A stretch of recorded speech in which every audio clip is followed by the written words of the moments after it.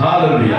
கர்த்தருடைய பரிசுத்த ஸ்தோத்திரம் மகிமை உண்டாதாக. இந்த பர்சனல் கர்த்தருடைய ஸ்தோத்திரம் செலுத்துகிறேன். நான் எல்லாமே நம்ம நல்லபடியாக தேவஸ்தானத்தை அடுத்து வந்து கர்த்தர் துதிக்க போற்ற மகிமைப்பட்ட கர்த்தர் ஆராதிக்க கர்த்தர் நாட்கள் அடியாருக்கு நமக்கு இறக்கும் கிருபை பாராக கர்த்தர் ஸ்தோத்திரம். கர்த்தர் வாழ்க்கை ஏறமான நன்மை சேர்த்திருக்கிறார். அதுக்காக தேவனை நன்றி செலுத்த கடந்து போட்டிருக்கிறோம்.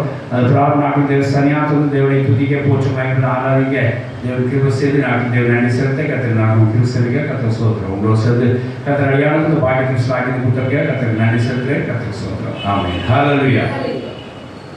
இப்போ நம்ம வேதாகமத்தில் இருந்து ஒரு சில வசனங்களை வாசித்து கர்த்தர் கொடுத்த மானவனாவை பூசித்து நம்ம நாளைக்கு வாழ்க்கை பலப்படுவோமாக. சங்கீதக்காரன் எழுதின புஸ்தகம் 91 சங்கீதம் 16 வசனம் ஒரு வாசிக்கலாம். 91 சங்கீதம் 91:16. நீடித்த நாட்களால் அவனை திருப்தியாக்கி என் ரட்சிப்பை அவனுக்கு காண்பிப்பேன். கர்த்தர் பரிசுத்த ஸ்தோத்திரம் உண்டாதாக. இங்கே சங்கீதக்காரர் அருமையாக எழுதியிருக்கிறார். கர்த்தர் நமக்கு நீடித்த நாட்களால் திருப்தியாக்குவார் என்று சொல்லி எழுதியிருக்கிறார். இதுக்கு இந்த 91 வசனம் முழுவதும் பார்த்தீங்கன்னா அவருடைய செட்டைகள் வந்து அடைக்கலம் போகிறவருக்கு வர்ற என்னென்ன ஆசீர்வாதங்கள் இருக்குங்கிறதே நம்ம இங்கே பார்க்குறோம். எல்லா ஆசீர்வாதம் தந்து எல்லா செக்யூரிட்டியும் எல்லா பாதுகாப்பும் அவருடைய அடைக்கலத்தில் இருக்கிற அவர் சிறகுகளில் இருக்கிறது என்று அந்த 91 சங்கீதம் சொல்லிக்கொண்டு வந்து முடித்த உடனே அவர் சொல்லுற வார்த்தை என்ன அப்படின்னா அவனை திருப்திப்படுத்துவேன் என்பதாக. ஹalleluya. அப்படியே கர்த்தர் அங்கே அவன் கூப்பிடும்போது அவனை செவி கொடுப்பேன், அவனை கனப்படுத்துவேன் என்று இந்த வசனம் வாசிக்கிறோம். அப்புறம் நீடித்த நாட்களாய் அவனை திருப்தியாக்கி என் ரட்சிப்பை அவனுக்கு காண்பிப்பேன் என்று சொல்லி இங்கே வேதவசனம் எழுதிக்க பார்க்கிறோம். கர்த்தர் நம்மை திருப்திப்படுத்துகிற ஒரு தேவனாகும். ஹalleluya. நம்மளை திருப்தி ஆக்குகிற ஒரு தேவனாகும். ஹalleluya. எல்லா காரியங்களையும் அவர் முனைக்கொண்டு வந்து நம்மளை திருப்திப்படுத்துகிறார். God will satisfy us. கர்த்தர் நம்மளை திருப்திப்படுத்துகிற தேவனாக இருக்கிறார். அது இன்று மட்டுமல்ல, ஒரு நாள் 2 நாள் கூத்து மட்டுமல்ல, ஒரு மாதம் மட்டுமல்ல, ஒரு வருடம் மட்டுமல்ல, என்றென்றைக்கும். அதாவது இங்கே சொல்லப்பட்ட வார்த்தை என்னன்னா நீடித்த நாட்கள் என்று சொல்லி போடுற ஒரு வார்த்தையை நாம் கவனிக்க வேண்டும். ஒரு கால அளவை இங்கே குறிப்பிட்டிருக்கிறத பார்க்க வேண்டும். திருப்தி அப்படின்றது கர்த்தர் ஒரு கால அளவை வைத்திருக்கிறத பார்க்கிறோம். அது எந்த கால அளவு அப்படின்னா 2025 மாத்திரமல்ல, நீடித்த நாட்கள் என்று சொல்லி பார்க்கிறோம். ஹalleluya. கர்த்தர் பரிசுத்த ஸ்தோத்திரமாக. நீடித்த நாட்களாக அவனை திருப்தியாக்குவேன், என் ரட்சிப்பை அவனுக்கு வெளிப்படுத்துவேன் என்று சொல்லி தேவன் நாட்கள் மத்தியில் வெளிப்படுகிறார். கர்த்தர் பரிசுத்த ஸ்தோத்திரமாக. தேவன் நம்மளை திருப்திப்படுத்துகிறார். ஒவ்வொரு காரியத்தையும் திருப்திப்படுத்துகிறார். ஒவ்வொரு நாளும் திருப்திப்படுத்துகிறார். ஒவ்வொரு மாதமும் திருப்திப்படுத்துகிறார். ஒவ்வொரு வருடமும் திருப்திப்படுத்துகிறார். நீடித்த நாட்களாக நம்ம திருப்திப்படுத்துகிறார். ஆமென். ஹalleluya. இந்த ஜீவதனங்களால இதை நம்ம நோக்கி பார்க்க வேண்டும். இந்த வருடத்திலே தேவன் உங்களுக்கு திருப்திப்படுத்த காரியங்களை பார்க்க வேண்டும். நம்ம இந்த மாதம் முழுவதும் நன்றி செலுத்துகிற மாதமான அமைத்துக் கொண்டிருக்கிறோம். கடந்த வாரத்தில் பார்த்தோம் எப்படின்னா பரலோகத்து நன்மைகளுக்கு நான் நன்றி செலுத்துகிறோம். நம்ம எப்படி என்னென்ன காரியங்கள் சொல்லி பார்த்தோம். ஆவிக்கு ஒரு ஆசீர்வாதம் சொல்லி பார்த்தோம், பூமிக்கு ஆசீர்வாதம் சொல்லி பார்த்தோம். 2ஆக பிரித்து பரலோகத்து நன்மைகளுக்கெல்லாம் நாம் தேவன் நன்றி செலுத்த வேண்டும் சொல்லி கடந்த வாரத்திலையும் பார்த்தோம். இந்நாட்களில் நாம் பார்க்க போகிற எந்தெந்த காரியத்துக்காக நன்றி செலுத்த வேண்டும் என்று சொன்னால் கர்த்தர் நிம்மதி நம்மளை திருப்திப்படுத்த காரியத்துக்காக நன்றி செலுத்த வேண்டும். ஹalleluya. நம்மளை தேவன் அறகுறையாக விட்டதில்லை. அதை பட்டினியாக அதாவது ஒரு தாழ்ச்சியிலே நம்ம தேவன் விட்டதில்லை. நம்மளை பலவீனமாக விட்டதில்லை.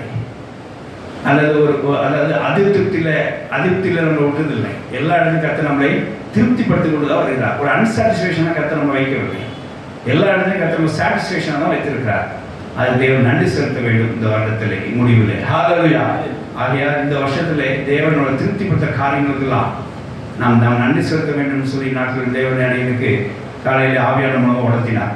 அதை நாட்களில் தேவ சமூகத்திலே சொல்லிக்கிற விரும்புகிறேன்.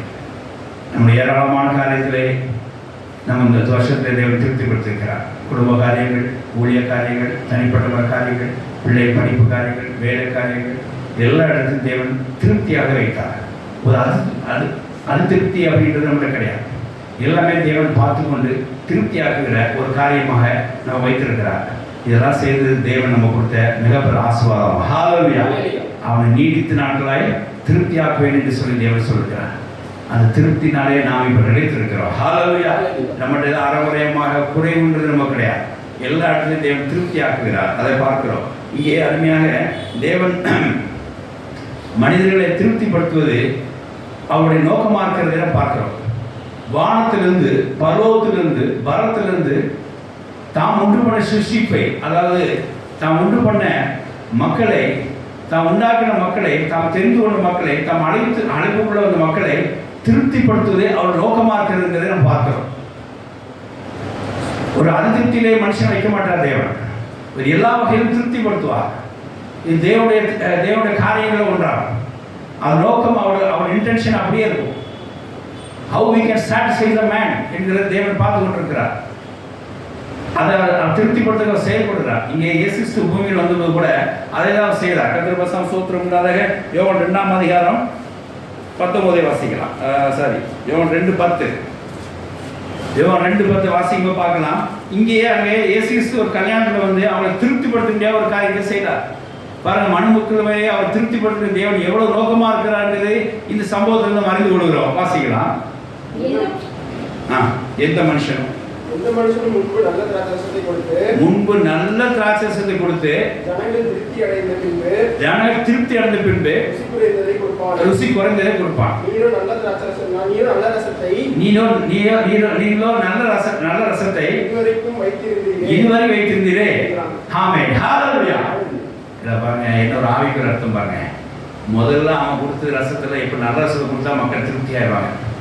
ஆனால் அந்த ரசம் குறைபடும் போது அடுத்த என்ன செய்வான்? தண்ணி கலந்த ஒரு ரசத்தை கொடுப்பான். ஆனால் தேவன் என்ன செய்தார்? அவங்களை திருப்திப்படுத்தும்படியாக முதல்ல எப்படி இருந்துச்சோ அதே ரசத்தை என்ன செய்ய தேவன் மறுபடியும் அவர் கொடுத்து திருப்திப்படுத்தினார். ஹல்லேலூயா. இந்த வருடத்தின் முதலாம் மாதத்தை மட்டும் திருப்திப்படுத்தின தேவன் நினைக்காதீங்க. அதாவது நீடித்த நாட்களாக திருப்தி நம்ம தேவன் நம்ம செய்து கொண்டு இருப்பார். ஹல்லேலூயா. முதலாவது திராட்சரசம் கொடுத்து ஒரு மனுஷனை எப்படி கல்யாணம் இருந்து திருப்திப்படுத்துவானோ அதே திராட்சரசம் குறைப்பட்டிருந்தாலும் கூட கர்த்தரை நிறைவுபடுத்தி அங்க ஒரு திருப்தி மனுமக்களுக்கு கொடுத்தாருன்னு சொல்லி இந்த சம்பவத்தில் பார்க்கிறோம். அப்படின்னா என்ன அர்த்தம் அப்படின்னா, தேவன் ஜனவரி மாத்திரம் நம்ம திருப்திப்படுத்தவில்லை, பிப்ரவரி மட்டும் திருப்திப்படுத்தவில்லை, எல்லா மாதங்களும் செய்தார். முன்ன இருந்த அதே ரசத்தின் டேஸ்ட் மாறாம, அந்த திருப்தி மாறாம அப்படியே வருடத்தின் கடைசி வரைக்கும் கர்த்தர் செய்திருக்கிறார். அதே திருப்திப்படுத்தும் ரசத்தை நமக்கு தேவன் கொடுத்திருக்கிறார். ஹல்லேலூயா. இந்த எல்லாரும் சேலரிக்காரங்க சொல்லுவோம் பாருங்க, முதல் 1 to 10ஆம் தேதி வரைக்கும் அப்படியே சேலரி மட்டும் குஷியா இருப்பாங்க. 10ஆம் தேதி 20ஆம் தேதிக்கு அப்புறம் கொஞ்சம் அப்படிம்பாங்க. 20ஆம் தேதிக்கு 30ஆம் தேதிக்கு யாரையும் பேச மாட்டாங்க, உம்முன்னு இருப்பான். என்ன ரீசன்னா அங்கே வேலை 10 ஆயிடுச்சு, காரியம் ஆயிடுச்சு. ஆமாம். அப்போ என்ன இருப்பாங்க, குறைவுப்பட்டணும் அவன் திருப்தி இல்லாமல் போயிடறான். அவர் யார்ட்டையும் பேச முடியல, போக மாட்டேங்கான், வீட்டில் வெள்ளு விடுறது, இந்த மாதிரி சங்கடம்லாம் நடக்கும். ஏன்னா 20ஆம் தேதி 30ஆம் தேதிக்குள்ள பெரிய தலைவலி பிடிச்ச ஒரு சமாச்சாரம். தேவனுடைய சோத்திரம் உண்டாதாக. அப்போ இதில் என்ன உண்டாது பாருங்க உங்களுக்கு, அந்த மாதிரி கத்த வைத்திருக்கிறார் நம்மளை இல்லையே. 1ஆம் தேதியில் கொடுத்த அதே சந்தோஷம் 30ஆம் தேதி வரைக்கும் நமக்கு இருக்குது. ஹல்லேலூயா. ஜனவரி 1ஆம் தேதி பார்க்கறதுக்கு கொடுக்குற ஒரு சந்தோஷம் அடுத்த வருஷம் டிசம்பர் 31 வரைக்கும் கத்த நமக்கு கொடுக்குறார். ஹல்லேலூயா. சம்பளம் வாங்கின அந்த முதல் நாள் சந்தோஷமும், சம்பளம் கடைசி நாள் சம்பளமும், கடைசி நாள் சம்பளமும் நமக்கு அது திருப்தி ஒன்பதாக இருக்கு. தேவனுடைய சந்தோஷம் அந்த வசத்துக்கு தான் அதை சொன்னேன். எந்த மனுஷனும் முதல்ல நல்ல ரசத்தை கொடுத்து மனுஷன் திருப்திப்படுத்துவான். ஆனால் நீரோ இந்த நல்ல ரசத்தை கடைசி வைத்திருக்கிறேன். அது என்ன தெரியுமா, அந்த இடத்துல குறைவு ஆகி அதிசயமாக்கப்பட்ட ரசம் அது. ஹல்லேலூயா. அதனால என்ன உண்டாயிட்டது, எப்பவுமே திருப்தி உண்டாக்கத்தக்கதாய் நமக்கு உண்டாது. ஹல்லேலூயா. ஆனால் கர்த்தர் நம்மளை அதிசயமா நடத்துகிற தேவன். சம்பளம் வரும்போது மட்டும் நடத்தணும்னு நினைக்காதீங்க. சம்பளம் இல்லாதப்போ கூட தேவன் நம்ம செஞ்சிருக்கிறார். அதிசயமா நடத்தி நம்மளை திருப்திப்படுத்த தேவன். ஹல்லேலூயா. 1ஆம் தேதி இருக்கும்போது கூட அதே திருப்தி நமக்கு 20ஆம் தேதி 25ஆம் தேதி கூட கையில பணம் காலையான கூட கர்த்தர் அதே திருப்தி நம்ம நடத்தி கொண்டு வருகிறார். ஹல்லேலூயா. அதிசயமாய் அந்த புது ரசத்தை கொடுத்து அந்த முதல் ரசத்தோட டேஸ்ட் பிரகாரமே கொடுத்து அந்த மாதங்கள திருப்தி எடுத்து பார்க்கிறோம். அப்படியே நமக்கு 2005 ஆண்டிலே இம்மட்டும் தேவன் முதல் நாள் இருந்து இம்மட்டு வரைக்கும் தேவன் நம்மளை திருப்தியாக நடத்தினார். ஒரு மாதம் மட்டுமல்ல, முதல் மாதம் மட்டுமல்ல, 2ஆம் மாதம் மட்டுமல்ல, இம்மட்டும் இந்த வருடத்தில் இம்மட்டும் இந்த நாள் வரைக்கும் கர்த்தர் நம்மளை திருப்தியாக நடத்தி கொண்டு வருகிறார். ஹல்லேலூயா. கர்த்தர் அதிசயமாக கொடுக்கப்பட்ட ரசத்தினால் நடத்தி கொண்டு வருகிறார். அப்போ இந்த என்ன பாருங்க, மக்களுக்கு திருப்திப்படுத்துறது தேவனுடைய நோக்கமாக இருக்கிறது. சரி ரசம் காலியாக போச்சா இப்போ வேறு ஜூஸ் கொடு அப்படின்னு ஆர்டர் சொல்லியிருக்கலாம். திருப்தி தானப்படுத்தணும் இல்லை, எப்படி திருப்திப்படுத்துறாங்க அதே மாதிரி திருப்திப்படுத்துகிறார். ஹல்லேலூயா. தேவனுடைய ஸ்தோத்திரம். ஈக்குவலிட்டியை, அதாவது எப்படின்னா காம்பன்சேஷனாக எதுவும் கொடுக்காம அது ஈக்குவலாக இன்னொன்று கொடுத்து தேவன் நாங்களே திருப்திப்படுத்துகிற பார்க்குறோம். தேவனுடைய ஸ்தோத்திரம் உள்ளதாக. அப்படியே கர்த்தர் நமக்கு 2025 ஆண்டிலே ஒரு நாள் மாத்திரமல்ல, ஒரு மாதம் மாத்திரமல்ல, இம்மட்டும் இந்த வருடத்தில் இந்த நாள் மட்டும் கர்த்தர் நம்ம செய்திருக்கிறார், திருப்தியாக நடத்தி கொண்டு வருகிறார். இந்த திருப்தி எப்படி இருக்குது தெரியுமா? தேவன் நன்மை நாள் நடப்பிருக்கிறார். சும்மா திருப்தின்னு இல்லை, ஏதோ ஒன்று அட்ஜஸ்ட் பண்ணிக்கப்பா அப்படின்னு சொல்கிறதில்ல. ஒரு நன்மை நாள் நம்ம நடத்துகிறார். வாசிக்கலாம், சங்கீதம் 103:5 வாசிக்கலாம். ஒரு நன்மை நாள் நடத்தி கொண்டு வருகிறார். நன்மை நாள் நம்ம திருப்தி எப்படி படுத்துறாருன்னா, நன்மை நாள் நிரப்பிட்டு தான் அவர் என்ன செய்கிறார், ஒரு குட்னஸ் கொடுத்து தான் கர்த்தர் நம்மளை திருப்திப்படுத்துகிறார். வாசிக்கலாம். நன்மை நாள் வாயை திருப்தியாக்குவேன், கழுகுக்கு சமானமாய் உன் வயது திரும்ப வாழ வயது போல. எந்த நாளும் இளமையா இருக்கிறதாக ஒரு திருப்தி கர்த்தர் நம்ம கொடுக்குறார், ஒரு நன்மையை நம்ம கொடுக்குறார், ஒரு குட்னஸ் நம்ம கொடுக்குறார். அப்போ அந்த திருப்தி எப்படி உண்டாக்குன்னா நன்மையினால் அதை நடத்திருக்கிறார். கர்த்தர் மட்டுமாய் நம்மளை நன்மைகளாக நடத்தி திருப்தி கொடுத்துருக்கார். தேவன் ஸ்தோத்திரம் செலுத்துவது மாதத்திலே. ஹல்லேலூயா. அப்படி ஊழியர்கள் கூட, இது விசுவாசிகளுக்கு வசனம் எடுத்தால் கூட ஊழியருக்கும் தேவன் அப்படியே செய்கிறார். வாசிக்கலாம். ஏசாயா 31:14 வாசித்து பாருங்க. ஊழியருக்கும் அப்படியே அந்த திருப்தி அவர் தேவன் கொடுக்கிறார். நன்மையினால் நிரப்பித்து அவர் கொடுக்கிறார், நன்மையினால் நிரப்புகிறார்.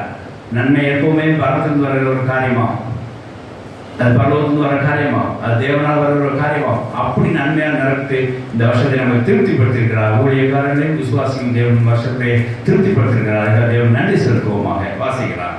ஏசாயா 31:14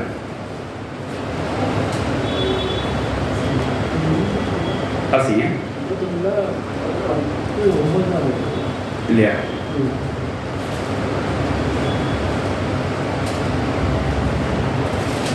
ஏசாயா 31:4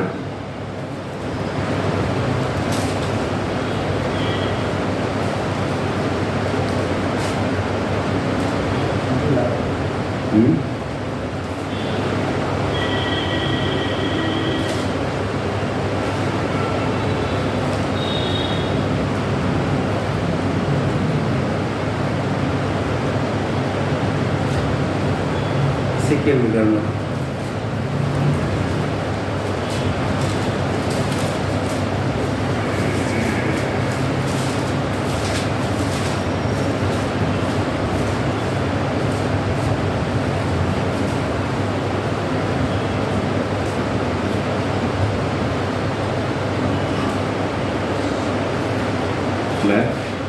சரி, 2 விஷயம் நான் சொல்றேன். 10% ஸ்தோத்திரம் உள்ளாதார. அப்படி ஊழியக்காரர்களின் நன்மைகளால் திருப்திப்படுத்துகிறாங்கிற வாக்கியம் அது எசேக்கியேல் 31 ஏசாயா 31:14. அப்படியே சபையாரையும் கர்த்தர் திருப்திப்படுத்துகிறார், நன்மையினால் திருப்திப்படுத்துகிறார். எரேமியாவா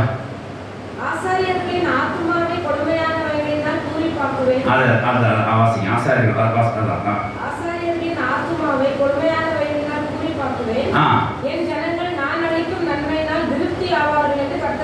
என் ஜனங்கள் நான் அளிக்கும் நன்மையால் திருப்தி ஆவார்கள். ஹல்லேலூயா. ஆசாரியர்களும் திருப்தி உண்டு. சபையார் மட்டும் இல்லை, ஆசாரியர்களும் திருப்தி கொடுப்பார், ஊழியத்தை திருப்தி கொடுப்பார்,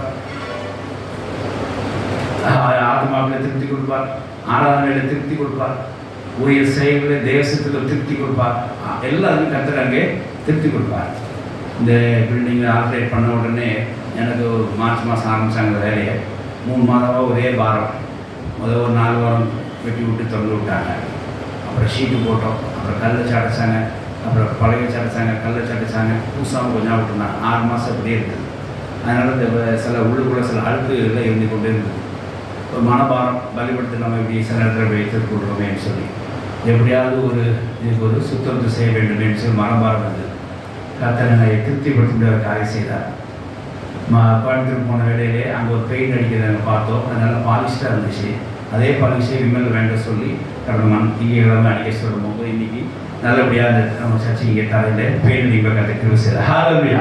ஒரு மனபாரம் நீக்கி கர்த்தராடியை திருப்தி செய்தார். ஹல்லேலூயா. தேவன் நம்மளை திருப்தி செய்வார், அதை வரைய விட மாட்டார். அவர் நினைச்சிருந்தா அடுத்த மாதம் கூட அதை செஞ்சுக்கலாம். நம்மளை திருப்தி செய்கிற தேவன், நம்மளை திருப்தி ஆகிற தேவன்.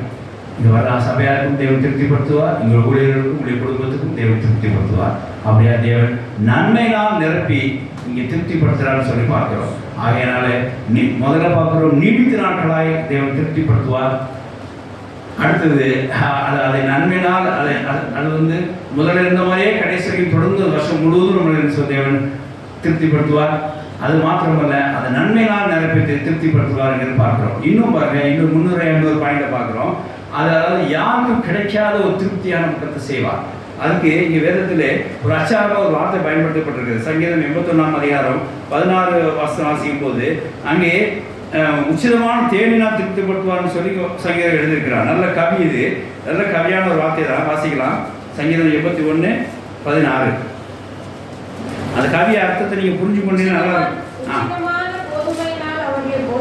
அது உச்சிதமான கோதுமைனா ஒரு ஹையஸ்ட், ஒரு டாப்பஸ்ட், அதாவது நயம். நம்ம தமிழ்ல சிறுவர் நயமான ஒரு கோதுமை என்று சொல்லப்படுகிறது. நல்லது. கண்மலையின் தேனினால் உங்களை திருப்தி ஆக்குவார். இந்த கண்மலை தேனை என்ன நினைக்கிறீங்கன்னா, இந்த கண்மலை தேன் சாதாரணமாக கிடைக்காது. மலை தேன் கிடைக்கும், கண்மலை தேன் அவ்வளோ சீக்கிரம் கிடைக்காது. அது ஒரு ரேர் ப்ராடக்ட். அந்த ரேர் ப்ராடக்டை, அதாவது இன்னும் சொல்ல போனால் யாருக்கும் கிடைக்காத அந்த பொருளை உனக்கு கொடுத்து உன்னை திருப்தி ஆக்குவேன்னு சொல்ல சொல்கிறார். ஹல்லேலூயா. இப்படி கர்த்தர் நம்மளை எப்படி திருப்தி ஆக்குவார் அப்படின்னா, உச்சிதமான கோதுமை, தரம் வாய்ந்த ஹை குவாலிட்டி உள்ள ஒரு செயல்னாலும், அப்புறம் யாருக்கும் கிடைக்காத ஒரு ரேர் ப்ராடக்டாலும் கர்த்தர் நம்ம திருப்திப்படுத்துகிறார். ஹல்லேலூயா.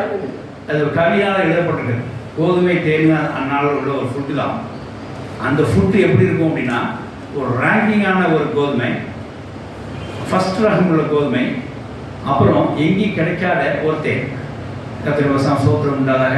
கண்மலை தேன். அது அவர் அந்த கண்மலை தேனில் என்ன விசேஷம் அப்படின்னா, அவரை அனுமதிச்சாதான் அந்த கண்மலையில் தேன் எடுக்க முடியும். வேறு யாரும் செய்ய முடியாது. அவர் அனுமதிச்சாதான் கண்மலையில் தண்ணி வரும். இப்படி கண்மலையோட தேனை நமக்கு தருகிறார். யாருக்கும் கிடைக்கப்படாத ஒரு திருப்தியை நமக்கு தருகிறார். யாருக்கும் கிடைக்கப்படாத ஒரு ஆசீர்வாதத்தை நமக்கு தருகிறார். யாருக்கும் கிடைக்கப்படாத ஒரு தரமான பொருளை நம்ம கொடுத்து நம்ம என்ன செய்கிறார், ஆசீர்வதிக்கிறார். குறிப்பா அந்த இடத்துல திருப்திப்படுத்துகிறார். ஹல்லேலூயா. அதனால கர்த்தர் நம்மளை என்ன செய்திருக்கிறார் திரும்ப அந்த வருஷத்திலே, வருஷம் முழுவதும் நீடித்த நாட்களாக என்று சொல்லப்பட்டதுனால வருஷம் முழுவதும் ஆரம்பத்திலிருந்து இப்போ வரைக்கும் அந்த இயேசு காணாத சில அற்புதமாய் இந்த வார்த்தையை எடுத்துக்கிறேன். ஆரம்பத்திலிருந்து முடிவு வரைக்கும் இம்மட்டும் நமக்கு அவர் திருப்திப்படுத்துகிறார். எப்படி திருப்திப்படுத்துகிறார்? நன்மைகள் அவரே நம்ம திருப்திப்படுத்துகிறார். அந்த நன்மை என்னவா இருக்கும் என்றால், உச்சிதமான பொருட்களாலும், கண்மலையில தரமாய்ந்த பொருட்களாலும், தரமாய்ந்த செயல்னாலும், விசேஷமாக குறிப்பாக யாருக்கும் கிடைக்காத ஒரு ஆசீர்வாதம் நிரப்பி, நன்மையான நிரப்பி நம்ம திருப்திப்படுத்திருக்கிறார். ஹல்லேலூயா. தேவசம் ஸ்தோத்திரம் உண்டாதாக. நம்ம பாஸ்டர் ஸ்ரீவன் அவர் கோயம்புத்தூர் பாஸ்டர் போது சொன்னார் கிளம்பட்டை பற்றி. அதாவது ஐடி கம்பெனியில் ஒருத்தர் மாத்திரம்தான் டக்குன்னு ஜம்மாயி ஒரு நல்ல பீக் லெவலில் போவாங்க. ஆனால் ரொம்ப பார்க்கும்போது சந்தோஷப்படுறேன். அவன் மெக்கானிக்கல்லே இவ்வளோ ஒரு ஜம்ப் ஒன்று கிடச்சிதுன்னா அது கர்த்தர் கிருபைன்னு சொல்கிறார். ஹல்லேலூயா. அது யாருக்கும் கிடைக்காதுங்க. மெக்கானிக்கல் அந்த ஜம்பிங் கிடைக்காதுன்னு சொன்னார் சேலரி பேக்கேஜில். ஐடியில் மட்டும்தான் நீங்கள் கிடைக்குது. அது உங்களுக்கு தெரியும், எனக்கு தெரியும் அப்படின்னு சொல்லி சிரிச்சார். ஆமாம், ஐடியில் தான் கிடைக்குது. மெக்கானிக்கல் ஃபீல்டுலாம் கிடைக்காதுங்க. அந்த கிளம்பு கிடைச்சிருக்குன்னா அவன் கர்த்தர் அவன் கொடுத்த ஒரு திருவை தான் என்று சொன்னான். ஹல்லேலூயா. கர்த்தர் அவனை கண்மலை தேன் நிரப்பியிருக்கிறார். ஹல்லேலூயா. தேவசம் ஸ்தோத்திரம். யாருக்கு கிடைக்காது கிடைக்கும். 10 பேர் இருக்கும்போது கேம்பஸில் உங்களை மட்டும் கர்த்தர் நல்ல கம்பெனியை சூஸ் பண்ணுவார். நிச்சயமாக கிடைக்கும். கண்மலை தேன் அவங்களை திருப்திப்படுத்துவார். ஹல்லேலூயா. திருப்திப்படுத்தியிருக்கிறார். தேவன் நன்றி செலுத்துவோமா. ஹல்லேலூயா. இப்படிதான் தேவனுக்கு ஒரு நன்மை நமக்கு இருக்கும். திருப்திப்படுத்துகிற நன்மை நமக்கு உண்டு. நன்மையினால் திருப்திப்படுத்துகிற உள்ள காரியம் நமக்கு உண்டு. தேவன் நன்மையினால் நம்ம திருப்திப்படுத்திருக்கிறார். அந்த நன்மை கண்மலை தேனை போலையும் விசேஷமாக உச்சிதமான கோதுமை போல இருந்தது சொல்லி நம்ம சாட்சி கொடுக்க வேண்டும். அதுக்காக தேவன் நன்றி செலுத்த வேண்டும். இப்படியா தேவன் நம்மளை திருப்திப்படுத்துகிற ஒரு தேவனாக இருக்கிறார். மனிதனை திருப்திப்படுத்துகிற தேவனுடைய நோக்கமாக இருக்கிறது. அதே இயேசு பூமியில் வந்து செய்தார், இன்னும் செய்தார். அன்னைக்கு செய்தார், இப்பவும் செய்தார், இன்னும் செய்வார். ஆமென். ஹல்லேலூயா. திருப்தியாக தேவன் இம்மட்டும் நமக்கு இந்த வருஷத்திலே நம்ம எல்லா காரியத்தையும் திருப்திப்படுத்துகிறார். தேவன் நன்றி செலுத்தி நம்ம புதிய வருடத்திலே கடந்து வருவோம். ஆமென். ஹல்லேலூயா. இப்ப பாருங்க, நமக்கு தேவன் எப்படிலாம் நம்ம திருப்திப்படுத்துகிறான்னு சொல்லி ஒரு சின்ன ரிவ்யூ பார்க்கலாம். நம்ம அதை யோசித்து பார்த்துக்க மாட்டோம். வேதம் படிக்கும் போது தான் தெரியும், ஓ இப்படி அந்த வேதாவை ஒரு கண்ணாடி போல அதை பார்த்து நம்ம சரி செய்துக்கலாம். அப்போ இந்த வசனத்தை வாசிக்கும் போது கர்த்தர் இப்படிலாம் நம்ம திருப்திப்படுத்தினாரோ அப்படின்னு இந்த வேதாம் வசனம் மூலமாக புரியும். அதனால அந்த வசனத்தை பார்ப்போம். தேவன் நம்மளை நம்முடைய ஆவி ஆத்மா சரீரத்தை திருப்திப்படுத்திருக்கார் அந்த வருஷத்துல. ஹல்லேலூயா. தேவன் எப்படிங்க பெரும்பாலும் ஊழியத்தை திருப்திப்படுத்தினார், குடும்பத்தை திருப்திப்படுத்தினார், படிப்பு அப்படி சொல்ல வழக்கம். ஆனால் இது இண்டிவிஜுவலாக பார்க்கும்போது தேவன் ஒவ்வொரு நபருடைய ஆவி ஆத்மா சரீரத்தை தேவன் திருப்திப்படுத்திருக்கிறார். உங்க ஆவியில் ஒரு தாகம் வந்துடும், உங்க சரீரத்தில் ஒரு தாகம் வந்துடும், உங்க ஆத்மாவில் ஒரு தாகம் வந்துடும். அதெல்லாம் தேவன் திருப்திப்படுத்திருக்கிறார். அது தேவன் நன்றி செலுத்த வேண்டும். முதல்ல ஆவிக்குரிய காரியத்தில் என்ன காரியத்தில் தேவன் திருப்திப்படுத்திருக்காருன்னு வாசிக்கலாம். முதலாவது சங்கீதம் 90ஆம் அதிகாரம் 14 வாசிக்கும் போது தேவன் உங்களுக்கு கிருபையினால் நிரப்பியிருக்கிறார். இது ஆவிக்குரிய ஆசீர்வாதம், இது ஆவிக்குரிய திருப்தியாகும். ஆவிக்குரிய வாழ்க்கைக்கு நமக்கு என்ன தேவை, அந்த திருப்தியை தேவன் கொடுத்திருக்கிறார். எல்லா இடத்துலையும் மாறுது தேவனுடைய கிருபை நம்மள இருந்ததா. அப்படி தேவன் கிருபையினால நம்ம திருப்திப்படுத்திருக்கிறார் என்று சொல்லி பார்க்க வேண்டும். என் கிருபை உனக்கு போதும் என்று சொன்ன தேவன் நம்ம இந்த வருஷத்துல தேவனுடைய கிருபை நமக்கு எல்லாத்தையும் போதுமானவங்க திருப்தியாக நமக்கு இருந்தது எங்களுக்கு அடையாளமாக தேவன் சாட்சியாக வைத்திருக்கிறார். வாசிக்கலாம்.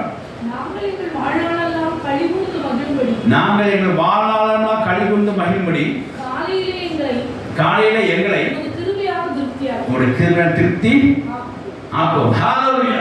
ஒவ்வொரு நாளும் தேவன் புதிய கிருபையினால் காலைகள் நிரப்பித்து இந்த வருடத்தில் தேவ கிருபையினால் ஆவிக்குரிய ஆசீர்வாதத்தை திருப்திப்படுத்தும்படியாக தேவ கிருபையால் நம்ம நிரப்பியிருக்கிறார். ஹல்லேலூயா.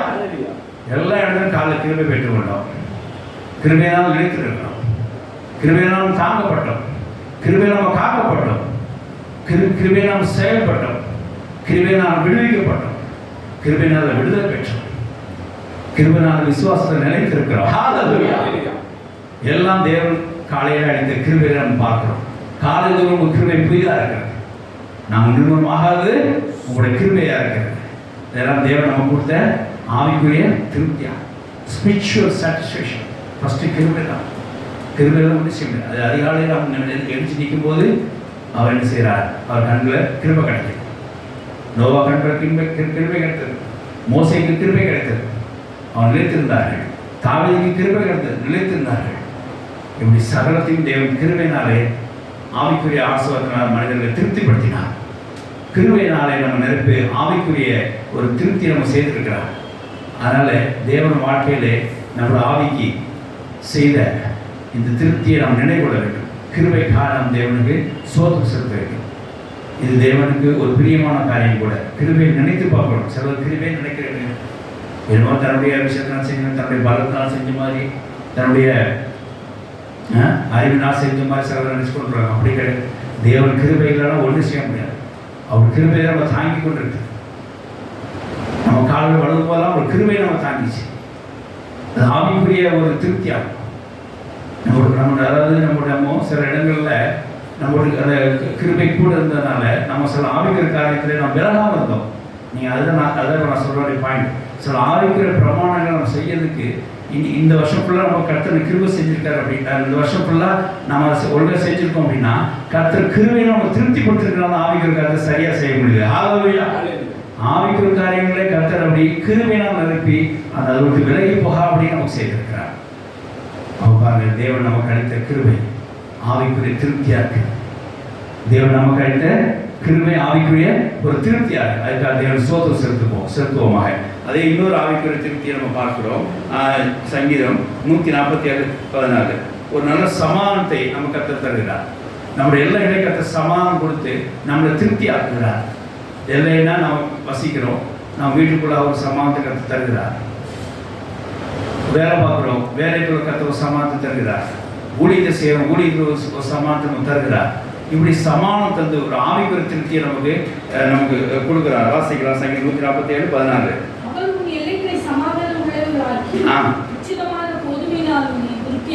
ஆமென். ஹல்லேலூயா. நம்முடைய எல்லைகளை என்ன பண்றார்? அவர் சமாதானம் உள்ளாக்கி உச்சமான போதினால் அவரை நம்மளை திருப்தி ஆகிறார். சமாதானம் கொடுத்து நம்மளை திருப்திப்படுத்துகிறார்.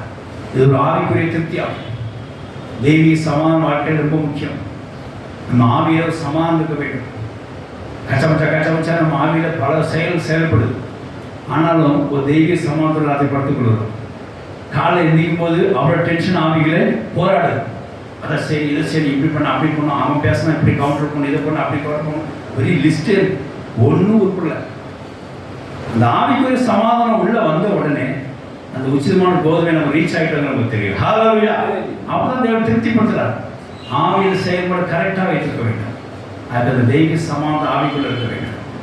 அதனால என்ன அந்த திருப்தி ஒரு மனுஷனுக்கு இருந்து ஆவிக்குரிய திருப்தி, ஒரு சமாதானம் பெற்ற ஒரு திருப்தி இருந்துன்னா அவன் நாள் ஃபுல்லாக எதையும் சந்திப்பான். அவனுக்கு அதை பற்றி கவலையே கிடையாது. இந்த ஆவியில் ஒரு சமாதானம் இல்லை, ஆவியில் ஒரு திருப்தி இல்லை அப்படின்னா அந்த ஆவி அன்னைக்குள்ள அதாடிதான் எரிஞ்சு என்ன அப்படிங்கும். ஆவியில் இல்லை, ஒரு சமாதானம் இல்லை, அந்த திருப்தி. சில என்ன கேட்டாலும் சோத்திரம் அப்படிம்பாங்க, பார்த்துக்கலாம் செஞ்சுக்கலாம், இப்படிதான் டயலாக் வரும். என்ன ரீசன்னா அவர் தெய்வீகத்தோட சமாதானத்தோடு இருக்கிறாங்க. ஆவியில் இந்த சந்திர சக்தியெல்லாம் அவங்க ஒன்றும் செய்யாது. மூலத சில பிரச்சனைகள் பார்க்குறோம். ஆவியில் சமாதானம் உள்ளவர்கள் அதை என்ன செய்ய மாட்டார்கள், அதை பெரிய பொருட்கள் எடுக்க மாட்டாங்க. அது இல்லாதப்போ வந்து ஆவியில் எரிச்சல் அடிக்குது. எப்போ பார்த்தாலும் எரிச்சல். கருத்தை சொன்னார், என்ன ஆவி உடையவர்கள் நீங்கள், ஆண்டவரே என் உள்ள உடம்புல சமாதான அழிச்சிடலாமா, வெளியே கூட அக்னி போட்டு பச்சித்தலாம்னு. என்ன ஆவி உடையவர்கள் உள்ள வழி விடுறதுனா ஒரு கோபத்தை பாருங்க. சீடர்கள் இயேசு கிறிஸ்துக்கு அது என்ன இருந்திருக்கு, அவர் ஆவியில் சமாதானம் உள்ளவர்களுங்க உள்ளவர். அதனால் என்ன ஆவி உள்ளவர்கள நீங்கள் அப்படின்னு கேட்டார். எரிச்சல் ஆவி உள்ளவர்களாக இருக்கிறார். யோனா பாருங்க, எரிச்சல் ஆவி உள்ளவர்கள். ஒரு நாளைக்கு கூட எரிச்சல் தாங்க முடியே. நான் ஜனங்க பண்ணுற எவ்வளோ நான் தாங்கிட்டு இருக்கிற தேவன் இந்த இடத்துல நினைவே ஜனங்களுக்காக. அப்போது ஒரு சமானம் ஆவிக்கு சமானம் இருந்தால் அந்த எரிச்சலை மேற்கொள்ளலாம். ஹல்லேலூயா. அந்த மாதிரி எனக்கெல்லாம் பல நேரத்தில் வந்துருக்குது. ஆனால் நான் எதுவும் எரிச்சல் ஆகலை. ஏன் தெரியுமா, கர்த்தர் என்னை ஆவிக்குரிய சமாதானத்தை திருப்திப்படுத்தினால. ஹல்லேலூயா. கடுமையான எரிச்சல் உண்டாக்கும். சில நேரத்தில் வீட்டில் சில சம்பவங்களாக வரும், வெளியே ஆஃபீஸ் மூலமாக சில வரும், சில நேரத்தில் சில இஷ்யூஸ்னால் வரும். ஐயோ என்ன எரிச்சல் உண்டாக்குற ஒரு உபதிரத்தை கொடுப்பாங்க சில நேரத்தில். ஆனால் தேவன் நமக்கு என்ன ஆவியிலே ஒரு சமாதானம் கொடுத்து என்னை திருப்திப்படுத்தினார். ஹல்லேலூயா. அந்த இடத்துல எந்த இடத்துல அதிருப்தியாக இருந்த மாதிரி எனக்கு தேவன் காட்டிக்காம ஒரு திருப்திப்படுத்த நிலையை கொடுத்து, சமாதானம் கொடுத்து, ஒரு திருப்திப்படுத்த கொடுத்து, என் எல்லைக்குள்ளே, என் வேலைக்குள்ளே, என் குடும்பத்துக்குள்ளே, என் ஊழியத்துக்குள்ளே, என் எல்லைக்குள்ள ஒரு சமாதானம் கொடுத்து தேவனை திருப்திப்படுத்தினார். ஆமென். ஹல்லேலூயா. கர்த்தர் உங்களை திருப்திப்படுத்துவதற்கு கர்த்தருக்கு விசுவாசிக்கிறேன். அதுக்கு தேவன் நன்றி செலுத்துகிறார். கர்த்தர் சோத்திரம் இல்லாத இது இந்த மாதிரி சமாதானம் தேவன் ஆவிக்குரிய காரியத்தை நம்ம திருப்திப்படுத்துகிற ஒரு காரியமாகும். ஆகையினாலே இதுக்கு நாம் தேவன் நன்றி செலுத்த கடமைப்பட்டிருக்கிறோம். அப்புறம் எப்பவும் தேவ பிரசன்ஸை நமக்கு தருகிறார். இது ஆவிக்குரிய கர்த்தர் திருப்திப்படுத்துகிற இன்னொரு விஷயமாகும். சங்கீதம் 17:15 வாசிக்கும் போது அவரோட தேவ பிரசன்ஸ் நம்ம கொடுத்து தேவோட ஆவியோட எப்பவும் கனெக்ட் ஆகிற மாதிரி அங்கே செய்கிறத பார்க்குறோம். எப்பவும் தேவனோட இடைப்படுற மாதிரி கர்த்தர் செய்கிறார். தேவ தரிசனத்தில் எப்போ நம்ம உட்பட்டிருக்க மாதிரியே செய்கிறார். இது தேவன் நம்ம கொடுக்குற ஒரு ஆவிக்குரிய ஒரு திருப்தியாகும். பலர் பேச மாட்டாங்க, பலர் கடிந்து கொள்றாங்க, பலர் திட்டுறாங்க, சிலர் சாப விடுறாங்க. ஆனால் இருந்த போது என் மனசுல சந்தோஷம் சமாதானம் உண்டாகுது. ஏன் அப்படின்னா தேவனை என்னோட பேசிக் கொண்டிருக்கிறார். ஹல்லேலூயா. யார் பேசினா பரவாயில்ல, தேவனோட பேசிக் கொண்டிருக்கிறார். யார் என்ன விரட்டிடுச்சா பரவாயில்ல, தேவனை என்னை அழைத்து கொண்டிருக்கிறார். யாரோட சேராம பரவாயில்ல, தேவனை என்னை சேர்த்து கொண்டார். இந்த தேவ பிரசன் தேவ சமூகம் என் கூட இருக்கிறதுனால எனக்கு திருப்தி உண்டாக்குறது இந்த வருஷத்துல பார்த்தேன். ஹல்லேலூயா. வாசிக்கலாம். நீதியில் உம்முடைய முகத்தை தரிசிப்பேன். ஹல்லேலூயா. நீதியில் முகத்தை தரிசிப்பேன்.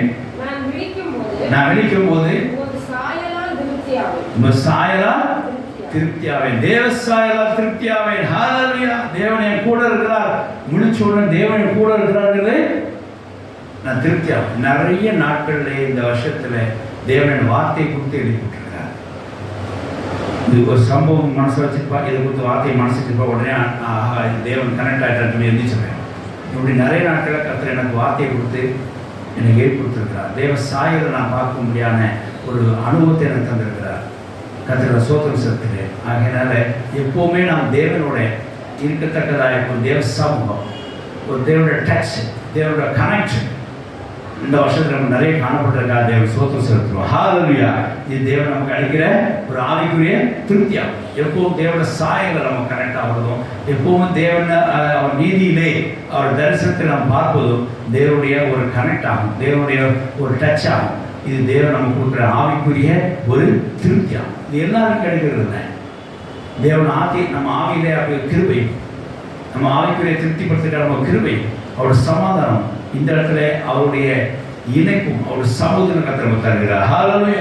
தேவனுக்கு சந்தோஷம் உண்டாதாக.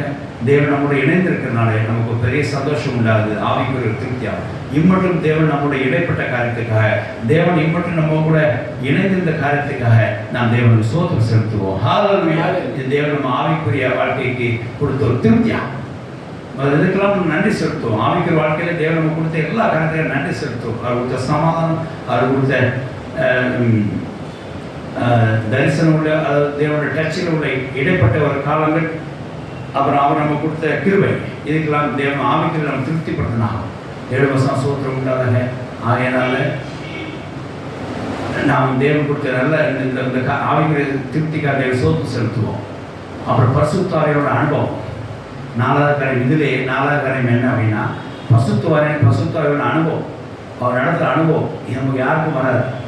புசிப்பு பிடிப்போம் தேவ ராஜ்யம் அல்ல, ஆனால் பரிசுத்தாவியோட சந்தோஷமும் நம்ம என்ன செய்வாங்க உண்டாக பார்க்குறோம். பரிசுத்தாவியோட சந்தோஷம் உண்டா. அப்போ பாருங்க, பரிசுத்தாவை நடத்த நமக்கு ஒரு சந்தோஷத்தை கொடுத்தது பார்க்குறோம். இது ஆவிக்குரிய ஒரு நமக்கு கொடுத்த திருப்தியாகும். அப்போ இதில் என்ன உண்டு, ஆவிக்கிற திருப்தி நமக்கு தேவன் எப்படி செய்திருக்கிறாருன்னா சமாதானமும் சந்தோஷம். சமாதான வார்த்தையை பார்த்தோம், எல்லைக்குள்ள சமாதானம் நம்ம திருப்திப்படுத்துகிறார். பசுத்தாவியை கொடுத்து நம்மளை சந்தோஷம் உண்டாக்குகிறார்.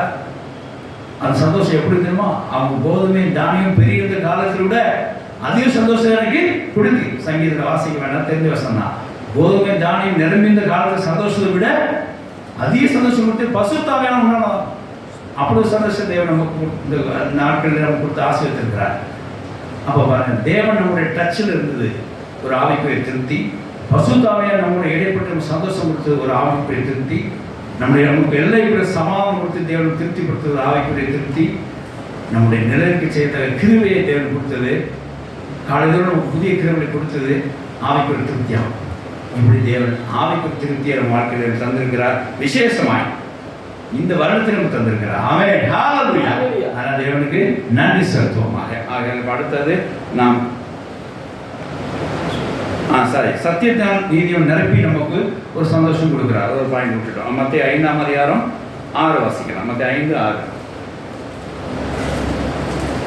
சத்தியத்தினாலும் நீதினாலும் நிரப்பித்து தேவன் நமக்கு ஒரு திருப்திப்படுத்துகிறார். வாசிக்கலாம்.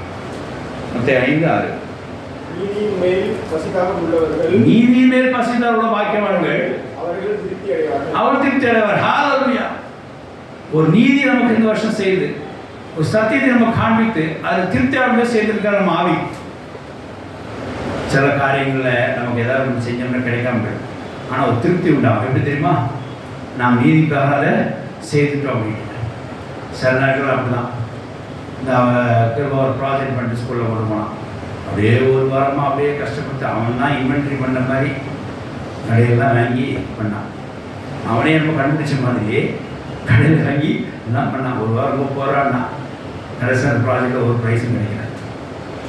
ஆனால் அவங்களுக்கு திருப்தி இருந்தது. என்ன இருந்தது, நாம் ஒழுங்காக தான் இருந்தோங்கிற. ஹalleluya. நீதி மேல் பசித்த உள்ளவர்கள் பாக்கியவான்கள், அவங்க திருப்தி அடைவாங்க. நம்ம ஒழுங்காக செஞ்சோம், நம்ம கிடைக்கல, பரவாயில்ல, அதில் கர்த்தர் ஒரு திருப்தியை கொடுக்குறாரு. நீங்கள் நீதி பிரகாரம் செய்யுங்க, சத்திய பிரகாரம் செய்யுங்க, அதில் ஒரு திருப்தி உங்களுக்கு உண்டாகும். இந்த வருஷம் நமக்கு அந்த மாதிரி நிறைய கர்த்தர் செய்ய கிருபை செய்திருக்கிறார். நிறைய சொல்லிட்டே இருப்பேன். என்னோட காரியங்களில் நீதிபடி நம்ம செய்ய வைத்திருக்கிறார். அவங்க கூப்பிட்டாலும் பரவாயில்ல, கூப்பிடாம பரவாயில்ல, நாம் அங்கே போகணும். இதே நமக்கு நீதி. நம்முடைய சத்தியம், நம்ம சத்தியம் நாம் நடப்போம். ஒரு திருப்தி எனக்கு உண்டாச்சு. பத்திரிக்கை நேரம் வைக்கல, ஃபோனில் கூப்பிடல, அது கூப்பிடல, பரவாயில்ல, நாம் கல்யாணத்துக்கு போவோம். அவன் ஏதோ செய்திருக்கார், நீதி பிரகாரம் ஒரு கல்யாணத்தில் ஆசையில் இருப்போம். அவ்வளோதான். எனக்கு ஒரு திருப்தி இருந்துச்சு. ஹalleluya. தேவன் இப்படி நம்மளை நீதிபடி நடத்துகிறார்.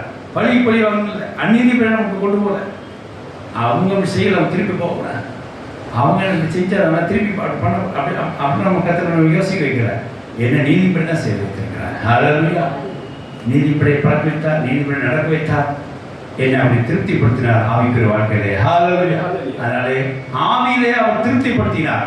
நீதியை சத்தியத்தை கொடுத்திருக்கிறார், சமாதானத்தை கொடுத்திருக்கிறார், சந்தோஷத்தை கொடுத்திருக்கிறார், கிருபையை கொடுத்திருக்கிறார். அவருடைய பிரசனம் சாயலை நமக்கு கொடுத்திருக்கிறார். அதனால கர்த்தர் இப்படி ஆவிக்குரிய திருப்தியை இந்த 2020 வருஷம் மட்டுமல்ல இதுவரைக்கும் நம்ம கொடுத்திருக்கார். தேவன் சோத்திரம் செலுத்துவோமாக. ஆமென். ஹalleluya. இப்போ அடுத்த காரியம், ஆத்துமாவுக்கு தேவன் செய்த திருப்தியை பார்ப்போம். வாசிக்கலாம். சங்கீதம் 63:5. சங்கீதம் 63:5. வாசிங்க.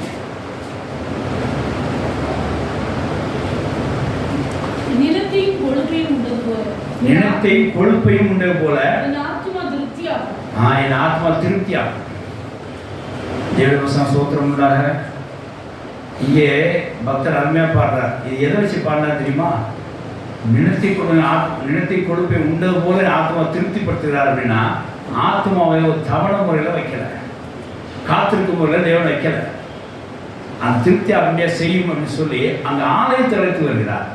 2ஆம் அதிகாரம் பண்ணி பாருங்க. இப்படியே வல்லமை என கண்டேன்னு அப்போ அங்கே ஆத்மா செய்யறது திருப்தி ஆகுதுங்கிறத பார்க்கிறோம். வாசிக்கலாம். இப்படியே பரிசுத்த ஸ்தலத்தில் பார்க்க ஆசையா இருந்து உமது வல்லமையும் உமது மகிமையும் கண்டேன். இப்பதான் 5ஆம் வசனம் வாசிங்க. நிலத்தையும் கொழுப்பையும் உண்டது போல நிலத்தை கொழுப்பை உண்டது போல ஆத்துமா திருப்தியாகும். என் வாய் ஆனந்த களிப்புள்ள உதடுகளால் உம்மை போற்றும். ஆமென். என் வாய் ஆனந்த களிப்போடு உம்மை துதிக்கும் போற்றும். இந்த நினைப்பின் கொழுப்பை என்ன தெரியுமா? எண்ணி சாப்பிட்ட மாதிரி. நம்ம எண்ணி சாப்பிட்ட சந்தோஷமா இருக்கும். என்ன ஒரு புடலங்காய் வச்சுட்டு பக்கத்தில் ஒரு சிக்கன் பீஸ் வச்சா எது சந்தோஷம் இருக்கும். அந்த மாதிரி ஆத்மா எப்படி இருக்குது? ஆத்மா எப்படி இருக்குது? திருப்தியா இருக்கு. ஆமாம். தேவனுக்கு ஸ்தோத்திரம் தான். கர்த்தரோட வல்லமையினால திருப்தியா இருக்கு ஆத்மா. ஹalleluya. கர்த்தரோட வல்லமை செயல். 2ஆம் வசனம் பாருங்க. இப்படியே நான் வல்லமை கண்டேன், என் ஆத்மா திருப்தியாக்கும் ஆண்டவரை சொல்லி கேட்கிறார். தேவன் அவனை திருப்திப்படுத்துகிறார். ஆத்மா திருப்திப்படுத்துறது தேவனுடைய நோக்கமாக இருக்கிறது. அவனுக்கு வேண்டிய வல்லமை தருகிறார், அவருக்கு வேண்டிய வசதிகள் செய்து கொடுக்கிறார். அப்படியே 107:8 வாசிக்கலாம். சங்கீதம் 107:8.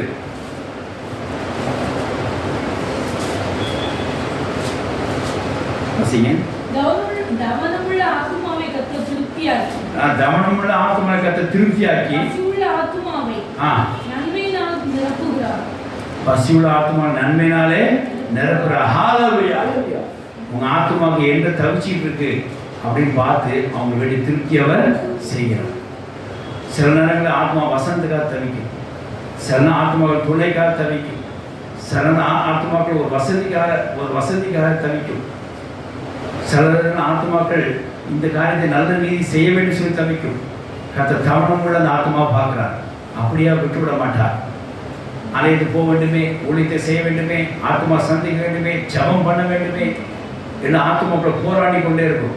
கர்த்தர் உடனே அதுக்கு ஒரு வாய்ப்பு தருகிறார். தேவனுக்கு ஸ்தோத்திரம் உண்டாக. அப்படி இந்த ஆத்மா திருப்திப்படுத்துகிறார். அந்த ஆத்மாவை தவணம் ஆத்மா விட்டு விடுவதில்லை.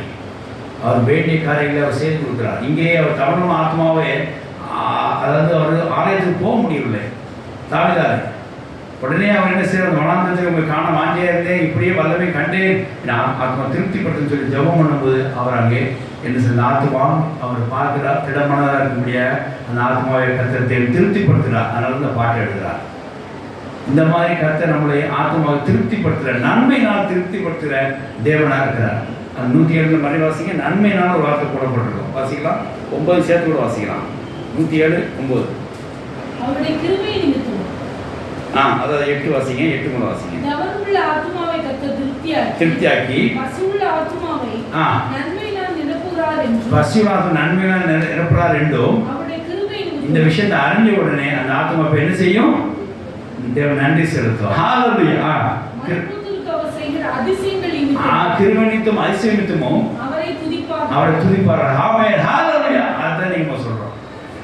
உங்க வாழ்க்கையிலே கர்த்தருக்கு எந்த மாதிரி ஆத்மா தாகம் இருந்தது என்கிறதை பார்த்து நீங்க தேவனுக்கு திருப்தியானதை நீ தேவனுக்கு நன்றி செலுத்துங்க. இந்த வேலை வேணும்னு சொல்லி ஆத்மா அப்படி ஏங்கும். இந்த கடனை அடைக்குன்னு சொல்லி இந்த ஆத்மா ஏங்கும். கர்த்தர் நமக்கு செய்தது இருந்தார். ஆமென். ஹalleluya. ஹalleluya. தவணமா யாரு கர்த்தர் விடல இந்த வருஷத்துல? உங்க ஆத்மா என்ன கேட்டுச்சோ அதை கொடுத்தார். ஹalleluya. இந்த வருஷத்துல நான் இப்படி செய்யணும்னு ஃபினான்ஷியல் எனக்கு இதை செய்து கொடுங்க, கடனில் அடைக்கணும்னு சொல்லி கர்த்தர் ஆரம்பத்தில் கேட்டேன். கர்த்தர் இன்னைக்கு இந்த போன வாரம் ஒரு காரிய நிமித்தமாக கர்த்தர் நிறைவேற்றி கொடுத்த என் ஆத்மா திருப்திப்படுத்தினா. ஹல்லேலூயா. உங்க ஆத்மா தேவன் பார்ப்பார். கர்த்தர் இதயத்தை பார்க்கிறார். முகத்தை பார்த்து எந்த ஆக்டிவிட்டி போதில்லை, இதயத்தை பார்க்கிறார். உங்கள் தவணத்தை கர்த்தர் நிறைவேற்றுறார், நன்மையாக நிறைவேற்றுறார். அதில் ஆத்மாவில் இருந்த இங்கே என்ன செய்கிறார் அப்படின்னா, ஃபஸ்ட்டு காரியம் ஆத்மாவில் உங்களோட தவமான அந்த தாகமான காரியத்தை தேவன் பார்த்து செய்திருக்கிறார், தீர்த்து வைத்திருக்கிறார். இந்த வருஷத்தில் உங்களுக்கு அப்படியே ஏதாவது சம்பவம் இருந்திருக்கும். 2 நாளை காலத்துக்கு ஒரு வேலைக்காக கர்த்தர் கொடுத்துருப்பாங்க. அதுக்காக நீ அதுக்கு கர்த்தர் அதுக்காக என்ன செய்தீங்க, ஆத்மாவே திருப்திப்படுத்திக்கிறேன். இந்த வேலையை கொடுத்து எனக்கு இந்த வருஷத்தை திருப்திப்படுத்துகிறேன், கர்த்தர் சோத்து செலுத்துகிறேன். நான் இந்த கடனில் அடைக்க எனக்கு சேர்ந்து தேவன் நன்றி செலுத்துகிறேன். ஹல்லேலூயா. இப்படி கர்த்தர் நம்முடைய தவமுள்ள ஆத்மாவை அப்படி விட்டுவிடாதபடிக்கு அவரை நிச்சயமாக நமக்கு வேண்டிய அது திருப்தி ஆக்கி கொண்டு பசிக்கு வேண்டிய அந்த ஆகத்துக்கு வேண்டிய தண்ணீரை முழுமை ஆகத்துக்கு கொடுத்து ஒரு திருப்திப்படுத்தி கர்த்தர் இந்த வருஷத்திலே நம்முடைய ஆத்மாவை திருப்திப்படுத்திருக்கிறார். அது தேவனுக்கு துதிப்போம், தேவனுக்கு நன்றி செலுத்துவோம். ஆமென். ஹல்லேலூயா. கர்த்தர் வசனம் ஸ்தோத்திரம். அந்த ஆத்மாவுக்கு வசனத்தை தேவன் தருகிறார். இந்த ஆத்மாவுக்கு ஆவிக்குரிய வசனத்தை தருகிறார், பலப்பட முடிய வசனம் தருகிறார். உங்கள் பலப்படும் பாக்கியவான்கள். எப்படி? வசனம், வசனத்தை நாம் பலம் கொள்ள வேண்டும். சங்கீதம் 105:40 வாசித்து பாருங்க. வசனத்தினால் அவங்க பலப்பட்டிருக்கிறார். வானம் மண்ணாவால் பட்டிருக்காங்க. இங்கே ஆக்சுவலாக இஸ்ரேல் ஜனங்களுக்கு சொல்லப்பட்டது தான். அந்த வானம் மண்ணாவே இப்போ நம்ம ஆவிக்கிறதமாக பார்க்கணும்னா வானத்துக்கு வசனம் சொல்லணும், ஜெபம் பண்ணுறோம் ஜென்ரலாகவே. வானத்தில் நமக்கு இந்த மண்ணாவே வார்த்தைகள் கற்று கொடுத்து நம்ம நிறைய நம்ம பலப்படுத்திருக்கிறார், திருப்திப்படுத்திருக்கிறார். அந்த தவணமுள்ள அந்த ஆத்மாவை தேவன் வசனத்தை திருப்தி கொடுத்துருக்கிறார். அதை நம்ம தேவன் சோத்திரம் செலுத்துவோம். கர்த்தர் இம்மட்டும் நம்ம கிடைத்த எல்லா வார்த்தைகளும் சோத்திரம் செலுத்துவோம். வாசிக்கலாம்.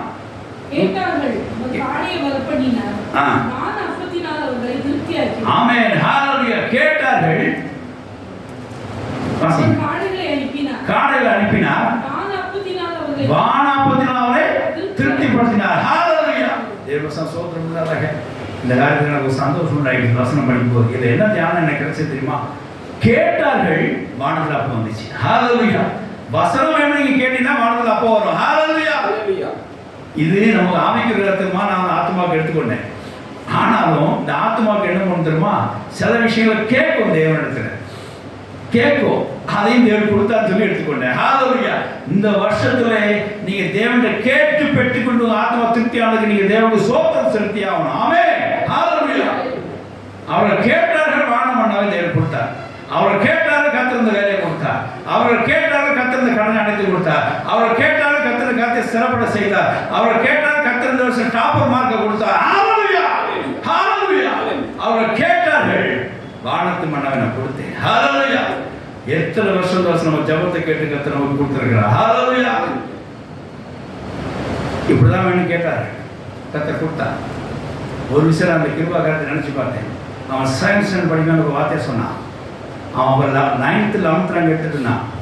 அப்போ நான் ஃபர்ஸ்ட் ரேங்க் வரணும் அப்படின்னா படி அப்படின்னு கிளாஸில் ஃபர்ஸ்ட் ரேங்க் படிக்க முடியாது. இல்லைப்பா அது ஏதாவது 4-5 மார்க்கில் ரேங்க் பின்னாடி போயிடுது. சரி படி, கர்த்தரை கேட்டு படி. நைட்டு 5th ஸ்டாண்டர்ட் வரைக்கும் கர்த்தர் மகா கிருபையினால அவன் கிளாஸில் ஃபர்ஸ்ட் ரேங்க் வந்தான். நான் ரொம்ப கர்த்தருக்கு சந்தோஷப்பட்டேன். கர்த்தர் சிறுபிள்ளை ஜெபத்துக்கு தேவன் கேட்டு அவங்க அனுகிரகம் செய்கிறான்னு சொல்லி. அப்புறம் அவன் சும்மா இருந்தானா, கிளாஸ் ஃபஸ்ட்டு தானே, கிளாஸ் ஃபஸ்ட் வந்தாச்சுலப்பா 3 வருஷம் 5 வருஷம் போராட்டிருக்கப்பா அப்படின்னு சொன்னேன்.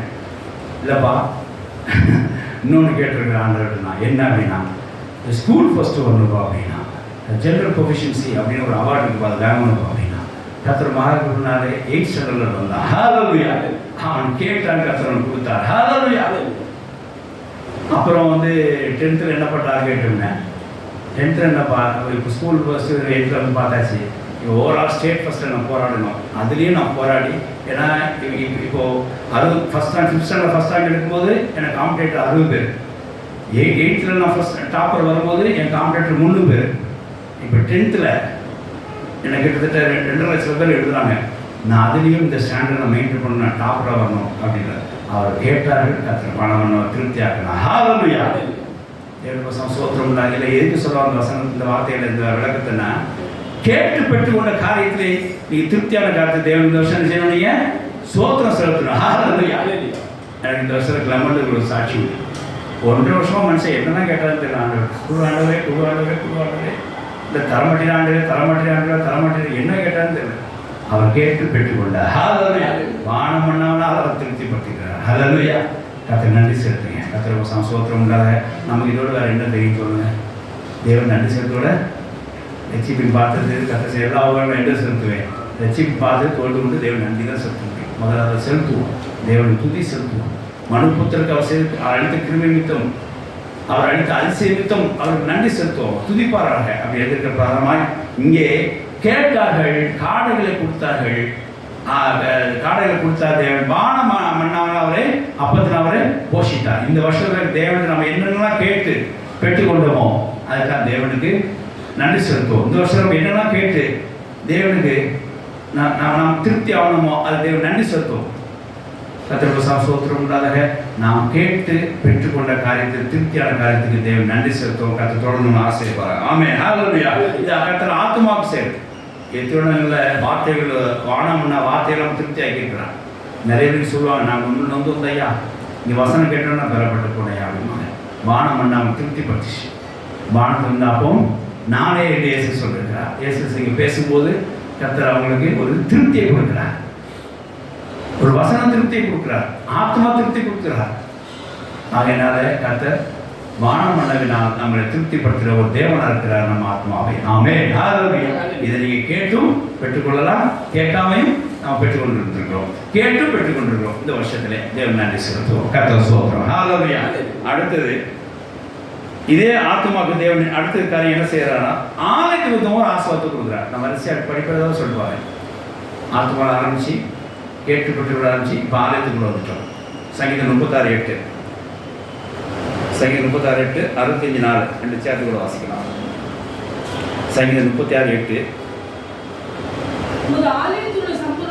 உம்முடைய ஆலயத்துள்ள சம்பூர்ணத்தினால் திருப்தி அடைவார். ஆமென்.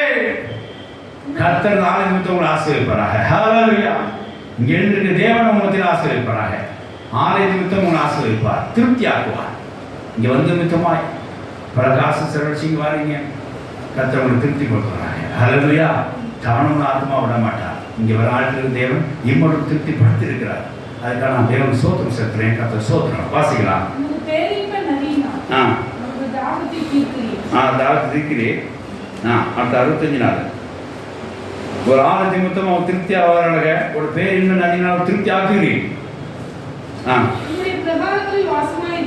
உங்களோட பிரகாரங்களில் வாசமா இருக்கும்படி நீ தெரிந்து சேர்த்துக் கொள்கிறவன் பாக்கியவான்.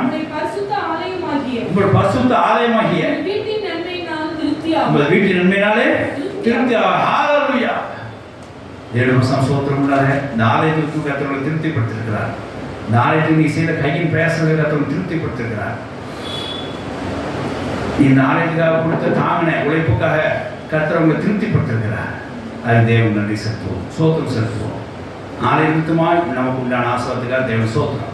ஆலய நிமித்தமாய் நமக்கு உண்டான தெய்வீக ஆசீர்வாதத்துக்கு ஆத்மா ஆசீர்வாதத்துக்காக சோத்திரம். ஆலயத்தில் வந்து என்ன கிடைக்கும்? ஏசியா 2:3 பார்க்குறோம். ஆலயத்தில் வந்து என்ன கிடைக்கும்? வாங்க யாக்கோபு ஆலயத்துக்கு போவோம், அவர் நம்ம வழியே நமக்கு போதிப்பார், நாம வழியிலே நடப்போம். ஏனெனில் இயேசுவின் வேதமும் சீயோனின் வேதமும் இயேசுவின் வசனமும் அங்கே கொடுக்கப்படும். அப்போ ஆலயத்துக்கு நன்மை உண்டாங்கன்னா இந்த ஆசீர்வாதம் உங்களுக்கு வசனம் உண்டாகும், வேதம் உண்டாகும், கர்த்தருடைய வழியை உங்களுக்கு காண்பிக்க உண்டாகும், உங்களுக்கு கர்த்தருடைய வழியிலே நடக்க செய்வார். ஹalleluya. இந்த ஆசீர்வாதம் ஆத்மாக்குள்ள வரும். எப்போ? தேவனுடைய ஆலய பிரகாரம் வரும்போது. அப்படி இந்த வருஷம் தேவன் உங்களுக்கு திருப்திப்படுத்தியிருப்பார். அதுக்கு தேவன் நன்றி செலுத்துங்க. ஹalleluya. ஆலய கூட்டமாய் தேவனே எனக்கு எங்கள் ஆத்மாவுக்கு உண்டான ஆசீர்வாதத்துக்காய் சோத்திரம் அப்படின்னு சொல்லி ஜெபம் பண்ணணும். அப்புறம் இப்போ மொத்தமாக கவர் பண்ணலாம். அதாவது ஆத்மாவுக்கு தேவன் செய்தது நன்மையினால் கர்த்தர் ஆத்மாவுக்கு நிரப்புகிறார். நம்மளுக்கு வானமன்னாவை கொடுத்து, அதாவது நம்ம நிரப்புகிறார். விசேஷமாக நம்ம கேட்டு அவர் நம்ம கொடுத்து நம்ம திருப்திப்படுத்துகிறார். ஆலய நிமித்தமாக தேவன் நம்மளை திருப்திப்படுத்துகிறார். அதே 18:6 வாசிங்க. சங்கீதம் 18:6 வாசிங்க. எனக்கு உண்டான நெருக்கத்திலே கர்த்தரை நோக்கி கூப்பிட்டேன், கர்த்தரை நோக்கி கூப்பிட்டேன். என் தேவனை நோக்கி அபயமிட்டேன். என் தேவனை நோக்கி அபயமிட்டேன். நமது ஆலயத்திலிருந்து என் சத்தத்தை கேட்டார். என் ஆலயத்திலிருந்து சத்தத்தை கேட்டார். ஹalleluya. வாசிங்க. என் கூப்பிடுதல் அவர் சந்நிதியில் போய். என் கூப்பிடுதல் சந்நிதிக்கு போய் செவிகளில் ஏறி. செவிகளில் ஏறிட்டு. ஹalleluya. ஆலயத்து நிமித்தம் அப்படின்னா என்ன அர்த்தம்னா நீங்க வந்து ஜெபிச்சதெல்லாம் கேட்டதுக்குள்ள காரியமா. ஹalleluya. நீங்க என்ன வந்து ஜெபிச்சீங்களோ அதெல்லாம் தேவன் என்ன செய்தார்? ஆத்மாவை செஞ்சிருக்கிறார், திருப்திப்படுத்திருக்கிறார். ஆலயத்து நிமித்தமாய் சில நேரங்கள் நெருக்க வரும்போது இங்கே வந்து ஜெபம் பண்ணேன். ரொம்ப எனக்கு ஒரு ஆத்மா பாரம் உண்டாயிடுச்சு. ஆண்டவரே இந்த ஆத்மாக்கள் போயிட்டாங்களே என்ன பண்ணுறேன்னு சொல்லி இங்கே வந்தேன், ஜெபம் பண்ணேன். கர்த்தர் செவிகள் அந்த வார்த்தையை ஏறிட்டு அதுக்கப்புறம் என் மனசில் அந்த பாயிண்டே இல்லை, அவ்வளோ பாரமே இல்லை. அப்படி என்ன உண்டாயிடுச்சு எனக்கு அப்படின்னா ஒரு ஒரு அளவில்லாம ஒரு ஆத்மாவில் தேவனோட ப்ரெசன்ஸ் இருந்துச்சு. அது ஆலய பிராணம் கிடைச்சது. ஆமென். ஹalleluya. வந்து நான் திருப்தி ஆகிட்டேன். அப்புறம் எனக்கு அந்த அந்த அந்த ஆத்மா பற்றி எனக்கு கவலை இல்லை. தேவவசம் சோத்திரம் உண்டாதாக அதில் என்ன தெரிந்து பாருங்களேன். கர்த்தர் ஆலய பிராணங்களை வந்து ஜெபிக்கும் போதும், கர்த்தர் ஆலய பிராணம் தேவனுடைய அந்த இஸ்ரவேல் துடிக்கூட வசனத்தினாலையும், கர்த்தர் ஆலய பிராணத்தை வந்து நம்ம வழியை அவரை காட்டுறதுனாலையும், கர்த்தர் ஆலய பிராணம் வருதுனாலே சீவந்து வேதம் நமக்கு வெளிப்படுறதுனாலையும் நம்ம ஆத்மாவுக்கு ஒரு திருப்தி உண்டாய். குறிப்பாக நம்ம எல்லா சண்டையும் நம்ம கலந்து கொள்ள முடியாத கர்த்தர் கிருபை செய்திருக்கிறார். அது தேவன் நம்ம ஆத்மா செய்ய நன்றியாகும். ஆமென். ஹalleluya. தேவவசம் சோத்திரம் உண்டாக அதுக்கு நம்ம நன்றி செலுத்துவோம். இப்படி ஆலயத்து நிமித்தமாய் தேவன் நமக்கு அளித்த எல்லா நன்மைக்காகவும் கொடுத்த வசனக்காகவும் வார்த்தைக்காகவும் வெளிப்பட்டிருக்காகவும் ஜெபம் கேட்கப்பட்டிருக்காகவும் கர்த்தர் சோத்திரம் செலுத்துவோம். ஆமென். ஹalleluya. அடுத்து பாருங்க, நம்ம தேவன் வெட்கப்படாமல் நம்ம பார்த்து கொண்டார். இது மகாபெரிய ஒரு சாட்சியம். வெட்கப்படாமல் நம்ம பார்த்து கொண்டார். அந்த இடத்துல தேவன் நமக்கு என்ன செய்தார்? ஒரு திருப்திப்படுத்தினார். சங்கீதம் 37:19 வாசிக்கலாம். நான் வாசிக்கிறேன். சங்கீதம் 37:19. அவர்கள் ஆபத்து காலத்தில் வெட்கப்பட்டு போகாதிருந்து பஞ்சகாலத்திலே திருப்தி அடைவார். பஞ்சகாலத்தில் திருப்தி அடைவார். ஹalleluya. ஆபத்து காலத்தில் வெட்கப்படாமல் வந்து பஞ்சகாலத்தில் அவங்க திருப்தி அடைவார்கள். ஆத்மா செய்ய நன்மையை பாருங்க. தேவன் உங்களுக்கு நெருக்க வரும்போது, ஒரு ஆபத்து வரும்போது போய் அங்கிங்க அலைஞ்சு திருந்திடாபடிக்கு கர்த்தர் அந்த பஞ்ச காலத்தில் உங்களே திருப்திப்படுத்துற. ஒன்றும் இல்லாத நேரத்தில் கூட கர்த்தர் எங்களை நிறைய இடத்துல எங்களை செஞ்சுக்கிற தேவைகள்லாம் சந்தித்தார். நான் கேட்ட போதெல்லாம் கர்த்தர் எனக்கு பணத்தை கொடுத்துருக்கிறார். சில நெருக்கங்கள் வரும்போது கர்த்தர் எனக்கு அந்த திருப்திப்படுத்திருக்கிறார். பஞ்சகாலம் என்னை தாக்காபடிக்கு கர்த்தர் பார்த்து கொண்டார். எனக்கு திருப்திப்படுத்துகிற ஒரு நிலைமையில கர்த்தர் வைத்திருக்கிற கர்த்தர் சோத்திரம் செலுத்துறேன். கர்த்தர் சோத்திரம். ஹalleluya. ஆகையால இந்த இடத்துல நம்ம பார்க்குற காரியம் என்ன அப்படின்னா, நம்முடைய நெருக்கமான நேரங்களில் நாம் வெட்கப்படாதபடிக்கு கர்த்தர் நம்மளை திருப்திப்படுத்திருக்கிறார். ஒரு நெருக்கம் வந்திருக்கும், கேட்ட அசிங்கப்படக்கூடாது. ஒரு நெருக்கம் வந்திருக்கும், கஷ்டப்படுற சூழ்நிலை இந்த காரியம் செய்யாமல் போயிருப்போம். அப்படி எதுவும் கர்த்தர் இந்த வருஷம் நம்ம தடை செய்யவில்லை. நம்ம நெருக்கத்துக்கு பேரில் கூட நம்ம தேவன் செய்யவில்லை. நமக்கு பிரமாணங்களை, வீட்டுக்கு செய்ய வேண்டிய காரியங்களையும், வேலை செய்ய வேண்டிய காரியத்தை கர்த்தர் நம்ம செய்ய முடியாது நம்ம வைத்திருக்கிறார். பஞ்ச காலத்திலே அவர் நம்மளை திருப்திப்படுத்த முடியாத சில காரியம் செய்திருக்கிறார். ஆமென். ஹalleluya. ஆகையால் அதுக்கு நம்ம தேவனுக்கு திருப்தி ஆனவங்க எங்களுடைய நெருக்க நேரங்களை நீங்கள் எங்களுக்கு உதவி ஐயா, திருப்தி ஆக்குனீன்னு சொல்லி நம்ம தேவனுக்கு நன்றி செலுத்துவோம். கர்த்தருடைய சோத்திரம் உண்டாதாக. அடுத்தது யோவேல் 2:19. இதே காரியம் தான். புறஜாதி மத்தியிலே நாம் வெட்கப்படாதபடிக்கு தேவன் பார்த்து கொண்டார். அதுக்காக அவனை திருப்திப்படுத்தினார். குறிப்பாக இந்த இடத்துல நான் எடுத்துக்க வார்த்தை என்ன அப்படின்னா, தேவன் நம்ம ஆத்மாவை சாட்சியாக வைத்திருக்கிறார் எல்லா மத்தியிலையும். அதுக்கு தேவனுக்கு என்ன செய்யணும்? இந்த வருஷத்துல சோத்திரம் செலுத்த வேண்டும். இந்த வருஷத்துல தேவன் நம்ம என்ன வச்சிருக்கிறார்? சாட்சியாக வச்சிருக்கிறார். புறஜாதி மத்தியில தேவன் இந்த வருஷம் நம்ம என்ன வச்சிருக்கிறார்? சாட்சியாக வச்சிருக்கிறார். தேவன் சோத்திரம் செலுத்துவோம். வாசிக்கலாம். யோவேல் 2:19. கர்த்தர் மறுமொழி கொடுத்து தமது ஜனத்தை நோக்கி, இதோ நான் உங்களை இனி புறஜாதிகளுக்குள்ளே நிந்தையாக வைக்காமல் உங்களுக்கு தானியத்தையும், புறஜாதிக்குள்ளே நிந்தைகளும் வைக்காமல் தானியத்தையும் திராட்சரசத்தையும் எண்ணெயையும் கொடுத்தேன். நீங்கள் அதனால் திருப்தியாவீர்கள். நீங்க அதான் திருப்தியாக. ஹalleluya. மற்றவங்க போய் யாரும் கை நீட்டாதபடிக்கு, பிரஜாதிபதியில சாட்சி வீணா போகாதபடிக்கு, யார்ட்டும் கேட்காதபடிக்கு உங்களுடைய தானியம் எல்லாமே நான் பஞ்சகாலத்தை கொடுத்து திருப்தி அப்படியே உனக்கு நான் செய்வேன்னு கர்த்தர் சொன்னா சர்த்தர் செய்தார். ஹalleluya. அப்படியே இந்த வருஷத்திலே தேவன் நமக்கு தேவைகளாம் சந்தித்தார். நம்ம ஆத்மா தேவைகளாம் சந்தித்தார். நம்ம வேண்டிய காரியங்களாம் கொடுத்தார். கர்த்தர் நமக்கு தேவன் நன்றி செலுத்துவோமாக. நாம் அப்படி நன்மை நாம் ஆத்மா நிரப்புறதாக தேவன் சோதனை செலுத்துவோம். ஹalleluya. பிரஜாதிய மத்தியிலே நமக்கு வேண்டிய காரியத்தை கர்த்தர் நமக்கு செய்து கொடுத்து நம்ம மத்தியிலே அவர் நம்ம சாட்சியாக வைத்திருத்தமாய் தேவனுக்கு நன்றி செலுத்துவோம், துதிப்போம். கர்த்தருக்கு பயந்தவர்களே எல்லாரும் என்னது கேளுங்கள், என் ஆத்மா செய்து நான் அறிவிப்பேன் என்று சொல்லி பவுல் சொல்லலாம். ஆத்மா என்ன செய்தார்? புறஜாதி மத்தியிலே என்னை அறிந்து தெரியவில்லை, நீதிமான அப்பத்துக்கு அறிந்து பார்த்ததில்லை என்று சொல்கிறார் ஞானி. அப்புறம் அப்படி ஒரு சாட்சியை தேவன் வருஷம் வைத்திருக்கா தேவன் சோத்திரம் செலுத்துவோம். ஹல்லேலூயா. புறஜாதிக்குள்ளே என்னை அங்கேயே அலையாதபடிக்கு, புறஜாதியை கையேந்தாதபடிக்கு தேவன் நமக்கு இந்த வருஷத்துல நெருக்கத்துக்காரத்தையும் சரி மற்ற எல்லா காரணத்தையும் சரி நம்மளை திருப்தி ஆக்கினார். தேவனுக்கு சாட்சியாக வைத்திருக்கிறார். ஆமென். ஹல்லேலூயா. தேவன் நன்றி செலுத்துவோமாக. ஆமென். கர்த்தருக்கு வசனம் சோத்திரம் உண்டாதாக. இப்படி தேவன் நம்ம ஆத்மா செய்த காரியங்களை நம்ம பார்க்கிறோம். எல்லா இடத்துலையும் தேவன் ஆத்மாவுக்கு நம்ம கூட இருந்து இப்படி செய்த பார்க்கிறோம். இதுக்கெல்லாம் தேவனுக்கு நம்ம நன்றி செலுத்துவோம். மூன்றாவது காரியம், சரீரத்துக்கு தேவன் செய்த நன்மைகளை பார்ப்போம்.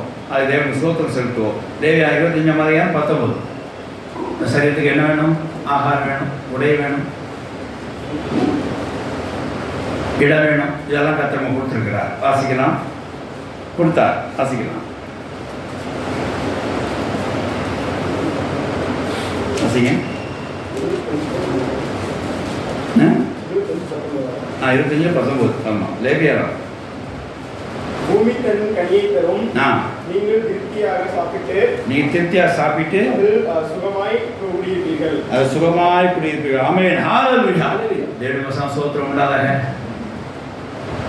கர்த்தர் எப்பவுமே இந்த சாப்பாடு காரியத்தில் ரொம்ப கட்டண்டேடாக இருப்பார். உங்கள் வேண்டிய சாப்பாடை கொடுத்துருவார். ஒருவேளை உங்களுக்கு சாப்பாடு உங்களுக்கு கிடைக்கல அப்படின்னா அது அர்த்தம் என்னவா இருக்கும்? ஒருத்தர் நம்ம சாப்பிட்டே அவனை எடுத்துகிட்டு போயிட்டான், கர்த்தர் கொடுத்துறோமா அவமா கேட்குறோம் என்ன இல்லை, கர்த்தர் கொடுத்து நம்ம தள்ளி விட்டுருக்கிறோம் அப்படின்னு அர்த்தம். தேவன் உலகப்பட்ட எல்லா சிருஷ்டிக்கும் ஆகாத்து கொடுக்குறாரு. ஹல்லேலூயா. சாப்பாடு இல்லைன்னு சொல்லி இந்த மனுஷத்துல இந்த வையகத்தில் ஒருவர் சொல்லக்கூடாது. தேவன் அன்பு செய்திருக்கிறார். பூமி தன் பலனை தரும், நீங்கள் ஆகாதனாலே திருப்தி ஆகுது, தேவனுடைய வார்த்தையாகும். அப்போ மீறி நமக்கு சாப்பாடு கிடைக்கல அப்படின்னா அதுதான் தரத்தில் நிலைமை. அவன் வலிவுக்கு விலகி போயிட்டான்னு அர்த்தம். தேவன் வலிவுக்கு விலகி போயிட்டான்னு அர்த்தம். அவனுக்கு அது சாப்பாடு கிடைக்காது. நான் அடிக்கடி யோசிப்பேன், ரொம்ப கடன் வச்சு ரொம்ப மாட்டப்போ டிவி கூட எனக்கு கையில் காசு கிடையாது. இது காரணம் என்ன? தேவனா? இல்லை, நம்ம செய்ய தப்பு விருத்தமாய் நான் விலகி போயிட்டேன். தேவன் எனக்கு இன்னைக்கு 2 டீ குடிக்கிறதுக்கு அட்லைட்டு இருக்கிறார். ஆனால் நானும் அந்த டீக்குள்ளே காசு எடுத்து வேற எங்கே கொடுத்த விருத்தமாய் நான் டீ எல்லாம் தவிர்த்துட்டு இருக்கிறேன். இப்படி தான் நான் வளர்ந்து கொண்டேன். அப்போ தான் புரிஞ்சுது அவர் தேவன் எல்லாத்துக்கும் சாப்பாடு கொடுக்குறேன்னு சொல்லி. சில நேரத்தில் எங்கள் வீட்டில் நான் கல்யாணம் முடிஞ்ச 2ஆம் நாளோ 3ஆம் நாளோ எங்கள் அம்மா சொல்லியிருக்காங்க, வீட்டில் ஆம்பளையாட முறை சாப்பிடணும், அது பிற்பாடு பெண்கள் சாப்பிடணும் அப்படின்னு சொல்லி எங்கள் அம்மா வீட்டு அம்மாவுக்கு கட்டளை கொடுத்துருக்காங்க. இது நான் சாப்பிட 3 கல்யாணம் 3 4ஆம் நாளே பார்த்து நான் சாப்பிட முடியும், என்னோட சேர்ந்து சாப்பிட முடியும்.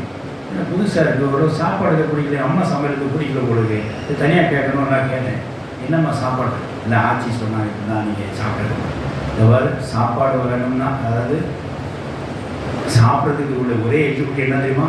வீட்டுக்கார கூட இருந்த அவசியம் இல்லை. சாப்பிட்றதுக்கு ஒரே எலிஜிபிலிட்டி பசி இருக்கணும், அவ்வளோதான். பசி இருந்தால் சாப்பிட்டு, இதுதான் தேவனுக்கு எலிஜிபிலிட்டி.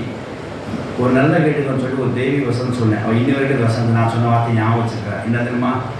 என் சாப்பாடை எடுத்து தேவன் உனக்கு ஒரு நாள் கொடுக்க மாட்டார். என் சாப்பாடு எனக்கு தான், உன் சாப்பாடு உனக்கு தான். நானாக மிச்சம் சாப்பிட நினச்சின்னா அது ஏன் சாப்பாடு உனக்கு வரும்னு அர்த்தம். எனக்குரிய முட்டை எனக்கு கொடுத்துரு. என்ன நீ அதை விட்டு என்ன பண்ண, மிச்சம் இருந்தால் சாப்பிடலாம் அப்படின்னு நினச்சிட்டு நான் 2 முட்டை 4 முட்டை தின்னேன்.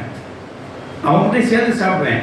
அப்புறம் பார்த்துக்கலாம் முட்டை இருந்தாலும் பரவாயில்ல அப்படின்னு நினைக்காங்க. அப்போ அவன் முட்டையை நான் சாப்பிட்டேன் அப்படின்னா நான் என்ன எடுத்துக்கேன், நான் என்ன செஞ்சுருக்கேன், அவன் சாப்பாடு எடுத்து தேவன் எனக்கு கொடுத்துருக்கான்னு அர்த்தம்.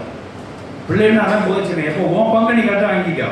எக்ஸ்ட்ரா நீ கேட்டுட்டு அவன் எடுத்து கொடுத்துட்டான்னா அது உனக்கு கொடுத்தது இல்லை, அந்த முட்டையில் அவர் பேர் எழுதிருக்கு. அந்த சாப்பாடு நீ சாப்பிட்டேன்னு சாப்பிட தான் உண்டு அப்படின்னு சொல்லிட்டேன். இப்படியே சொல்லியிருக்கேன். வேணா இருக்கா கேளு, அவளுக்கு போ. ஆனால் அதே சொன்னான், பிள்ளைகள் எக்ஸ்ட்ரா கேட்டுச்சுன்னா இல்லைன்னு சொல்லாத, மொழிக்கான்னு உன் இதை எடுத்து கொடுத்துறாத. உன் சாப்பாடு எடுத்து தேவன் என்னைக்கு பிள்ளைகளை போஷிக்க மாட்டார். தேவன் அவனுக்குரிய சாப்பாடு இருக்கோ அதை போஷிப்பார். அதனால் கேட்டால் இருந்தால் கூட இல்லைன்னா உனக்குரிய எடுத்து கொடுக்காது அப்படின்னு ஆரம்பத்தில் சொல்லியிருக்கிறேன். அப்போதான் தேவன் நமக்கு எல்லா நாளும் சாப்பாடை வாங்கி வந்திருக்கிறார். அதை சாப்பிடலன்னா அதை நீங்கள் வச்ச ஒரு விதியம், கர்த்தர் வச்ச விதி நீங்கள் சாப்பிடணுன்னு. அதை சாப்பிடலன்னா நீங்கள் வச்ச விதியா. அதுக்குரிய நம்ம வாங்கி தான் கட்டப்படும். தேவன் வசனம் சோதரம் உண்டாதாக மத்திய 15ஆம் அதிகாரம் 33 37 பாருங்க. சாப்பாடு விஷயத்தில் தேவன் ரொம்ப கவனம் கொடுக்குறார். என் வழியில் சோர்ந்து போவார்களே பாருங்க, சரீரத்தை சோர்ந்து போனால் என்ன உண்டாகும் தேவன் தெரியும். அங்கே மயக்கப்பட்டு கீழே விட்டுருச்சு சார் கேஸ். கன்வென்ஷன் போனாங்க, ஆசம் பெற்றீங்களா, ஆசம் பெற்றவங்க அவர் திரும்பி வரும்போது குளுக்கோஸ் சேர்த்துக்கிறாங்க, சாப்பாடு இல்லை. அந்த மாதிரி தேவன் ஆகக்கூடாது பார்க்குறாரு. வாசிக்கலாம் வேகம் வாசிங்க. 15 33 37 சேர்த்து வாசிங்க. அவருடைய சிஷ்யர்கள் இவ்வளவு திரளான ஜனங்களுக்கு திருப்தி இல்லாமபடி திருப்தியாக ஆட்டை புரிஞ்சுக்கோங்க. திருப்தியாக முடியாது, சாட்டிஸ்ஃபை பண்ண முடியாது, என்ன வச்சிருக்கீங்க அப்படி கேட்கிறாரு. அப்பங்கள் இந்த வனாந்திரத்தில் நமக்கு எப்படி ஆக்கப்படும் என்றார்கள். அதற்கு இயேசு உங்களிடத்தில் எத்தனை அப்பங்கள் உண்டு என்று கேட்டார். அவர்கள் 7 அப்பங்களும் சிறு மீன்களும் உண்டு. இப்போ கர்த்தர் அதை வாங்கி ஜோம் பண்ணி ஆசிரியத்தை எல்லாரும் உட்கார வச்சு கொடுத்துட்டார். 37 வசனம் பாருங்க. எல்லாரும் சாப்பிட்டு திருப்தி அடைந்தார். எல்லாரும் சாப்பிட்டு திருப்தி அடைந்தார். ஹல்லேலூயா. இதுதான் தேவன் சரீரத்துக்கு கொடுக்குற ஆசீர்வாதம். உங்களுக்குரிய ஊன், உடை, ஆகாரம் எல்லாம் தேவன் தரும்படியாக தேவன் நிர்ணயிச்சிருக்கிறார். திருப்தி புட்டு வச்சிருக்கிறார். உங்களுக்கு ஒரு ட்ரெஸ்ஸு கிடைக்கலன்னா அதான் காரணம். உங்களுக்கு சாப்பாடு கிடைக்கலன்னா அதான் காரணம். தேவன் என்ன நம்ம செய்தது காரணம். தேவன் உங்களை திருப்தி படுத்த முடியாது. ஊனுடைய பற்றி கவலைப்படாதீங்க, அதில் தேவனும் வச்சிருக்காருன்னு சொல்லி மத்திய 6:33 பார்க்குறோம். உடையை பற்றி கவலைப்படாதீங்கன்னு சொல்லி கற்று சொல்கிறார். சாப்பாடை பற்றி கவலைப்பட கற்று சொல்கிறார். இதெல்லாம் தேவன் பரமபிதா உங்களுக்கு ஆயத்தம் பண்ணி வைத்திருக்கிறார். அதை உங்களுக்கு திருப்திப்படுத்துவார், எந்த மாற்றமும் இல்லை. அப்படி இந்த வருஷம் சரிக்க வேண்டிய எல்லா ஆசீர்வாதத்தையும் கொடுத்தார். உங்களுடைய ஆகாரம் எல்லாமே கொடுத்துருக்கிறார்.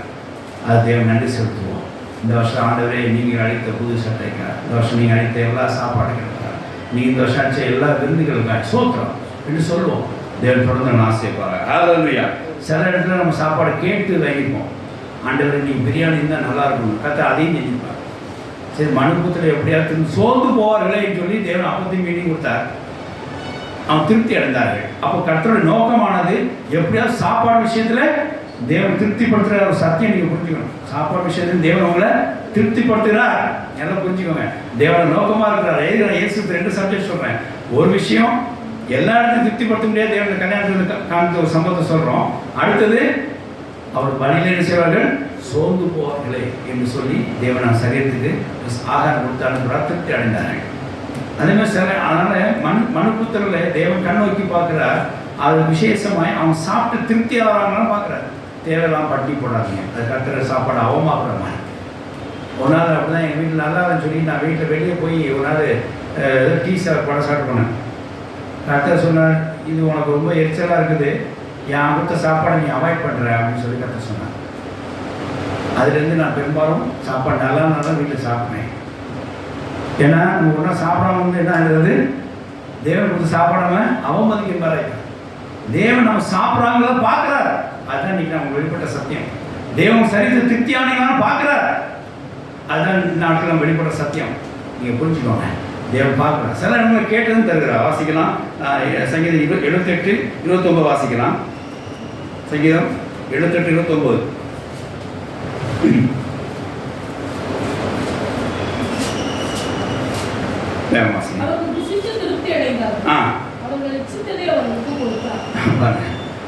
புசித்து திருப்தி அடைந்தார். அவர் இச்சித்ததை அவருக்கு கொடுத்தார். நம்மளுக்கு சொன்னது இன்னைக்கு சுக்காப்பா மட்டன் வைக்கணுமா, அதை வைக்கணுமா, இச்சித்து கேட்டான்னா தேவன் அதை கொடுக்குறார். இதுதான் வேணும், லெக் பீஸ் அதை கொடுக்குறோம், பிரியாணி அதை கொடுக்குறாரு. இச்சித்து கேட்டது தேவன் கொடுத்து திருப்தி கொடுக்குறாரு. அப்போ மனுபுத்திர மேலே தேவன் அங்கே சாப்பாடு விஷயத்தில் கருத்தாக இருக்கிறார், போஷிக விஷயத்தில். ஆனால் நம்மளும் சில அல்ல தட்டுக்கிறோம். அப்படி செய்யாதீங்க. சாப்பாடு விஷயத்தில் இனி வர வருஷத்தில் தேவன் கொடுக்குற சாப்பாடு ஒழுங்காக சாப்பிட்டு திருப்தி ஆகுங்க. ஆமென். ஹல்லேலூயா. அப்படி இந்த வருஷம் கர்த்தர் நிறைய செய்திருக்கா, அதுக்கு திருப்தி கொடுங்க. சில இது இச்சித்து கேட்டிருப்போ அதையும் தேவன் தந்துருப்பார். எல்லாம் சாப்பிட்டு ஐஸ்கிரீம் சாப்பிட்டா எப்படி இருக்கும், அதையும் கர்த்தர் நம்ம செஞ்சு கொடுத்துருக்கிறார். நான் 2 வருஷம் ஒன்று கேட்டேன், இச்சித்து இந்த என்னது உப்பு கண்ணா கறி சாப்பிட்றான். அதை ஒரு 2 வாரத்துக்கு முன்னாடி கோழிக்கறி வீட்டில் காய போட்டு அதில் வைக்க தெரியாமல் வச்சு எதாவது வச்சு சாப்பிட்டு காலி பண்ணிட்டோம். அதை பாருங்கள், அதை சாப்பிட்டதுக்கு அப்படின்னு பரம திருப்தி. 25 வருஷம் கழிச்சு இந்த கறி சாப்பிட்ருக்கேன்னு திருப்தி. ஹல்லேலூயா. அவ்வளோதான். அது நல்லா இருக்க, உப்பு இல்லையா காரமே அப்படின்னு கவலை இல்லை. கர்த்தர் நான் இச்சித்து கொடுத்தார். ஹல்லேலூயா. கர்த்தருக்கு ஸ்தோத்திரம். முடிஞ்சு போச்சு. ஆனால் பாருங்க இந்த இச்சையிலே இருக்கக்கூடாது. அப்புறம் தேவன் கோவப்பட்டார். அதிலே பாருங்க 25 வாசிங்க. 25 வாசிங்க. யூதர்களின் அப்பத்தை மனுஷன் சாப்பிட்டான், அவர்களுக்கு ஆகாரத்தை பூரணமாய் அனுப்பினார். ஆகாசத்திலே கீழ்காற்றை வரப்பண்ணி தன்னுடைய தலைமையினால் தென்றலையும் வீச செய்து மாம்சத்தை தூளத்திரையாகவும் சிறவுள்ள பறவைகளை கடற்கரை மணலத்திரையாயும் வருஷிக்க பண்ணி அவைகளை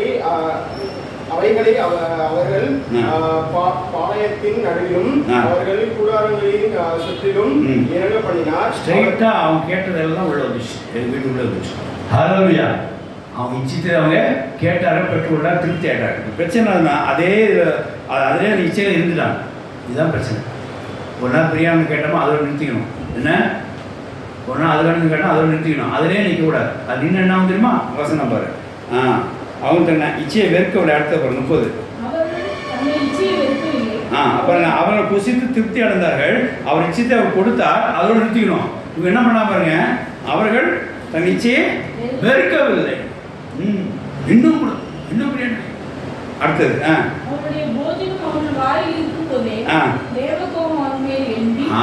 தேவனுடைய கோபம் அவர் மேல் எழும்பி பாருங்க, கோபம் கர்த்தருடைய கோபம் இல்லை. சும்மா இச்சையிலே அதே நிற்கக்கூடாது. ஒரு நாள் சாப்பிட்டோமா கர்த்தர் சோத்திரம் அதோட முடிச்சுக்கணும் டீல மாதிரி அதே வேணும் கேட்ட கர்த்தர் கோபம் இல்லை. 2 சோத்திரம் இல்லாத ஆகையினால கர்த்தர் நமக்கு இந்த வருஷம் சரீரத்துக்கு வேண்டிய எல்லா சாப்பாடு உடை எல்லாம் கொடுத்து ஆகாரம் கொடுத்து நம்ம திருப்தியாக வைத்தார். ஹல்லேலூயா. கேட்டதெல்லாம் கொடுத்தார். ஹல்லேலூயா. கர்த்தர் சோத்திரம் என்று தொடர்ந்து சொல்லுவோமாக. தேவனுடைய வசனம் சோத்திரம் இல்லாதாக இன்னும் நிறைய வசனங்கள் இருக்குது. நான் அதை எழுதலை. சரி பரவாயில்ல, அது வாசிக்க வேண்டாம், நம்ம முடிச்சுக்கலாம். கர்த்தர் வசனம் சோத்திரம் இல்லாதாக அதே மாதிரி சரீரத்துக்கு நோய் வந்தாலும் கர்த்தர் வார்த்தை கொடுத்து பலப்படுத்தினார். சங்கீதம் 120 வாசிக்கும் போது தன் வார்த்தையை அனுப்பினார், நோயை குணமாக்கினார். ஹல்லேலூயா. எனக்கு இருமல் 3 வாரம் இருந்தபோது தேவன் நம்ம வண்டி கேட்டபோது இங்கே வந்து ஜெபம் பண்ணேன். ஆண்டவரே இந்த இருமலை எல்லாம் சகிக்க முடியல, என் வேதனையை கூட்டு கொண்டே இருக்குது, ஏதாவது பண்ணுங்க. நான் டாக்டர் ட்ரீட்மெண்ட் போயிட்டேன்னு சொன்னேன்.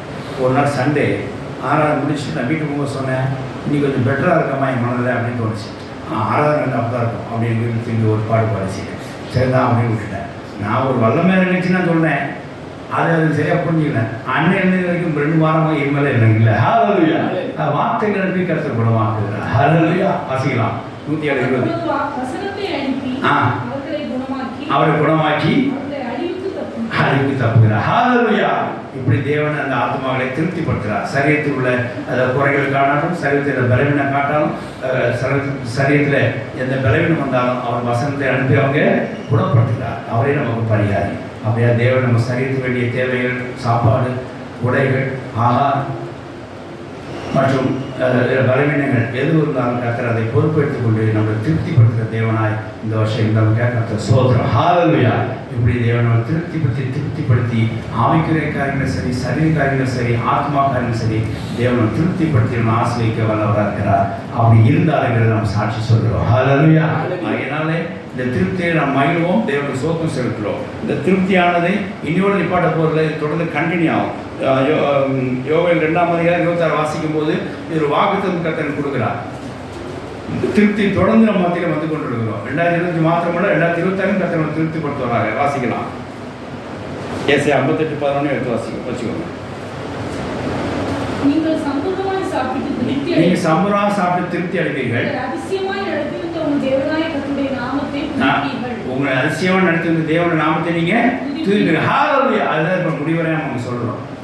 உங்களை அதிசயமா நடத்தி வந்து அந்த தேவனை நீங்க என்ன செய்யுங்க?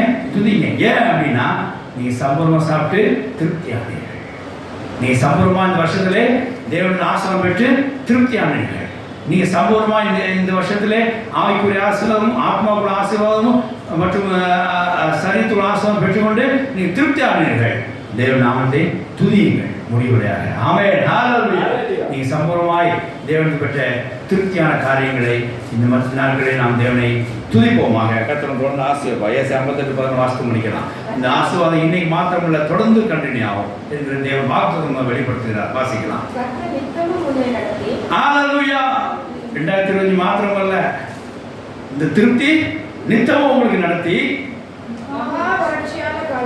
மகா வறட்சியான காலங்களிலும் உன் ஆத்துமாவை திருப்தியாக்கி, உன் ஆத்துமா திருப்தியாக்கி உன் எலும்புகளை நினைவுள்ளதாக்குவார். எலும்புகளை நினைவுள்ளதாக்கி நீ நீர்ப்பாய்ச்சலான தோட்டத்தைப் போலவும், நீர்ப்பாய்ச்சலான தோட்டத்தை போலவும் வற்றாத நீரை போலவும் இருப்பாய். ஆமென். ஹalleluya. அப்படியே கர்த்தர் நித்தமும் உங்களை திருப்திப்படுத்துவார். 2025 வருஷம் மட்டுமல்ல, இனி வரப்போற நாட்களில் கர்த்தர் உங்களை திருப்திப்படுத்துவார்கள். தேவனுடைய வாக்குத்தத்தமா. ஆகையினால கர்த்தர் இம்மட்டும் நம்ம ஆவிக்கிற வாழ்க்கையில் நம்ம ஆவிக்கு தேவன் அளித்த திருப்திக்காகும். கர்த்தர் இம்மட்டும் நம்ம ஆத்மாவுக்கு தேவன் அளித்த திருப்திக்காகும். கர்த்தர் இம்மட்டும் நம்முடைய சரீரத்துக்கு திருப்திக்காகும். விசேஷமாக இந்த 2005 ஆண்டிலே கர்த்தர் நம்ம ஆவி ஆத்மா சரீரத்துக்கு திருப்திக்காகும். தேவனுக்கு நன்றி செலுத்தி துதி செலுத்துவோமாக. கர்த்தர் நித்தமும் நம்மளை திருப்திப்படுத்தி நடத்துவாங்க. கர்த்தர் அவருடைய வார்த்தைகள் ஆசீர்வதிப்பாங்க. ஆமென். ஹalleluya. ஹalleluya. பிரதமர் தேவனை சோதரிப்போமாக. கர்த்தர் வாழ்க்கை நம்ம இந்த வருஷத்திலே கர்த்தர்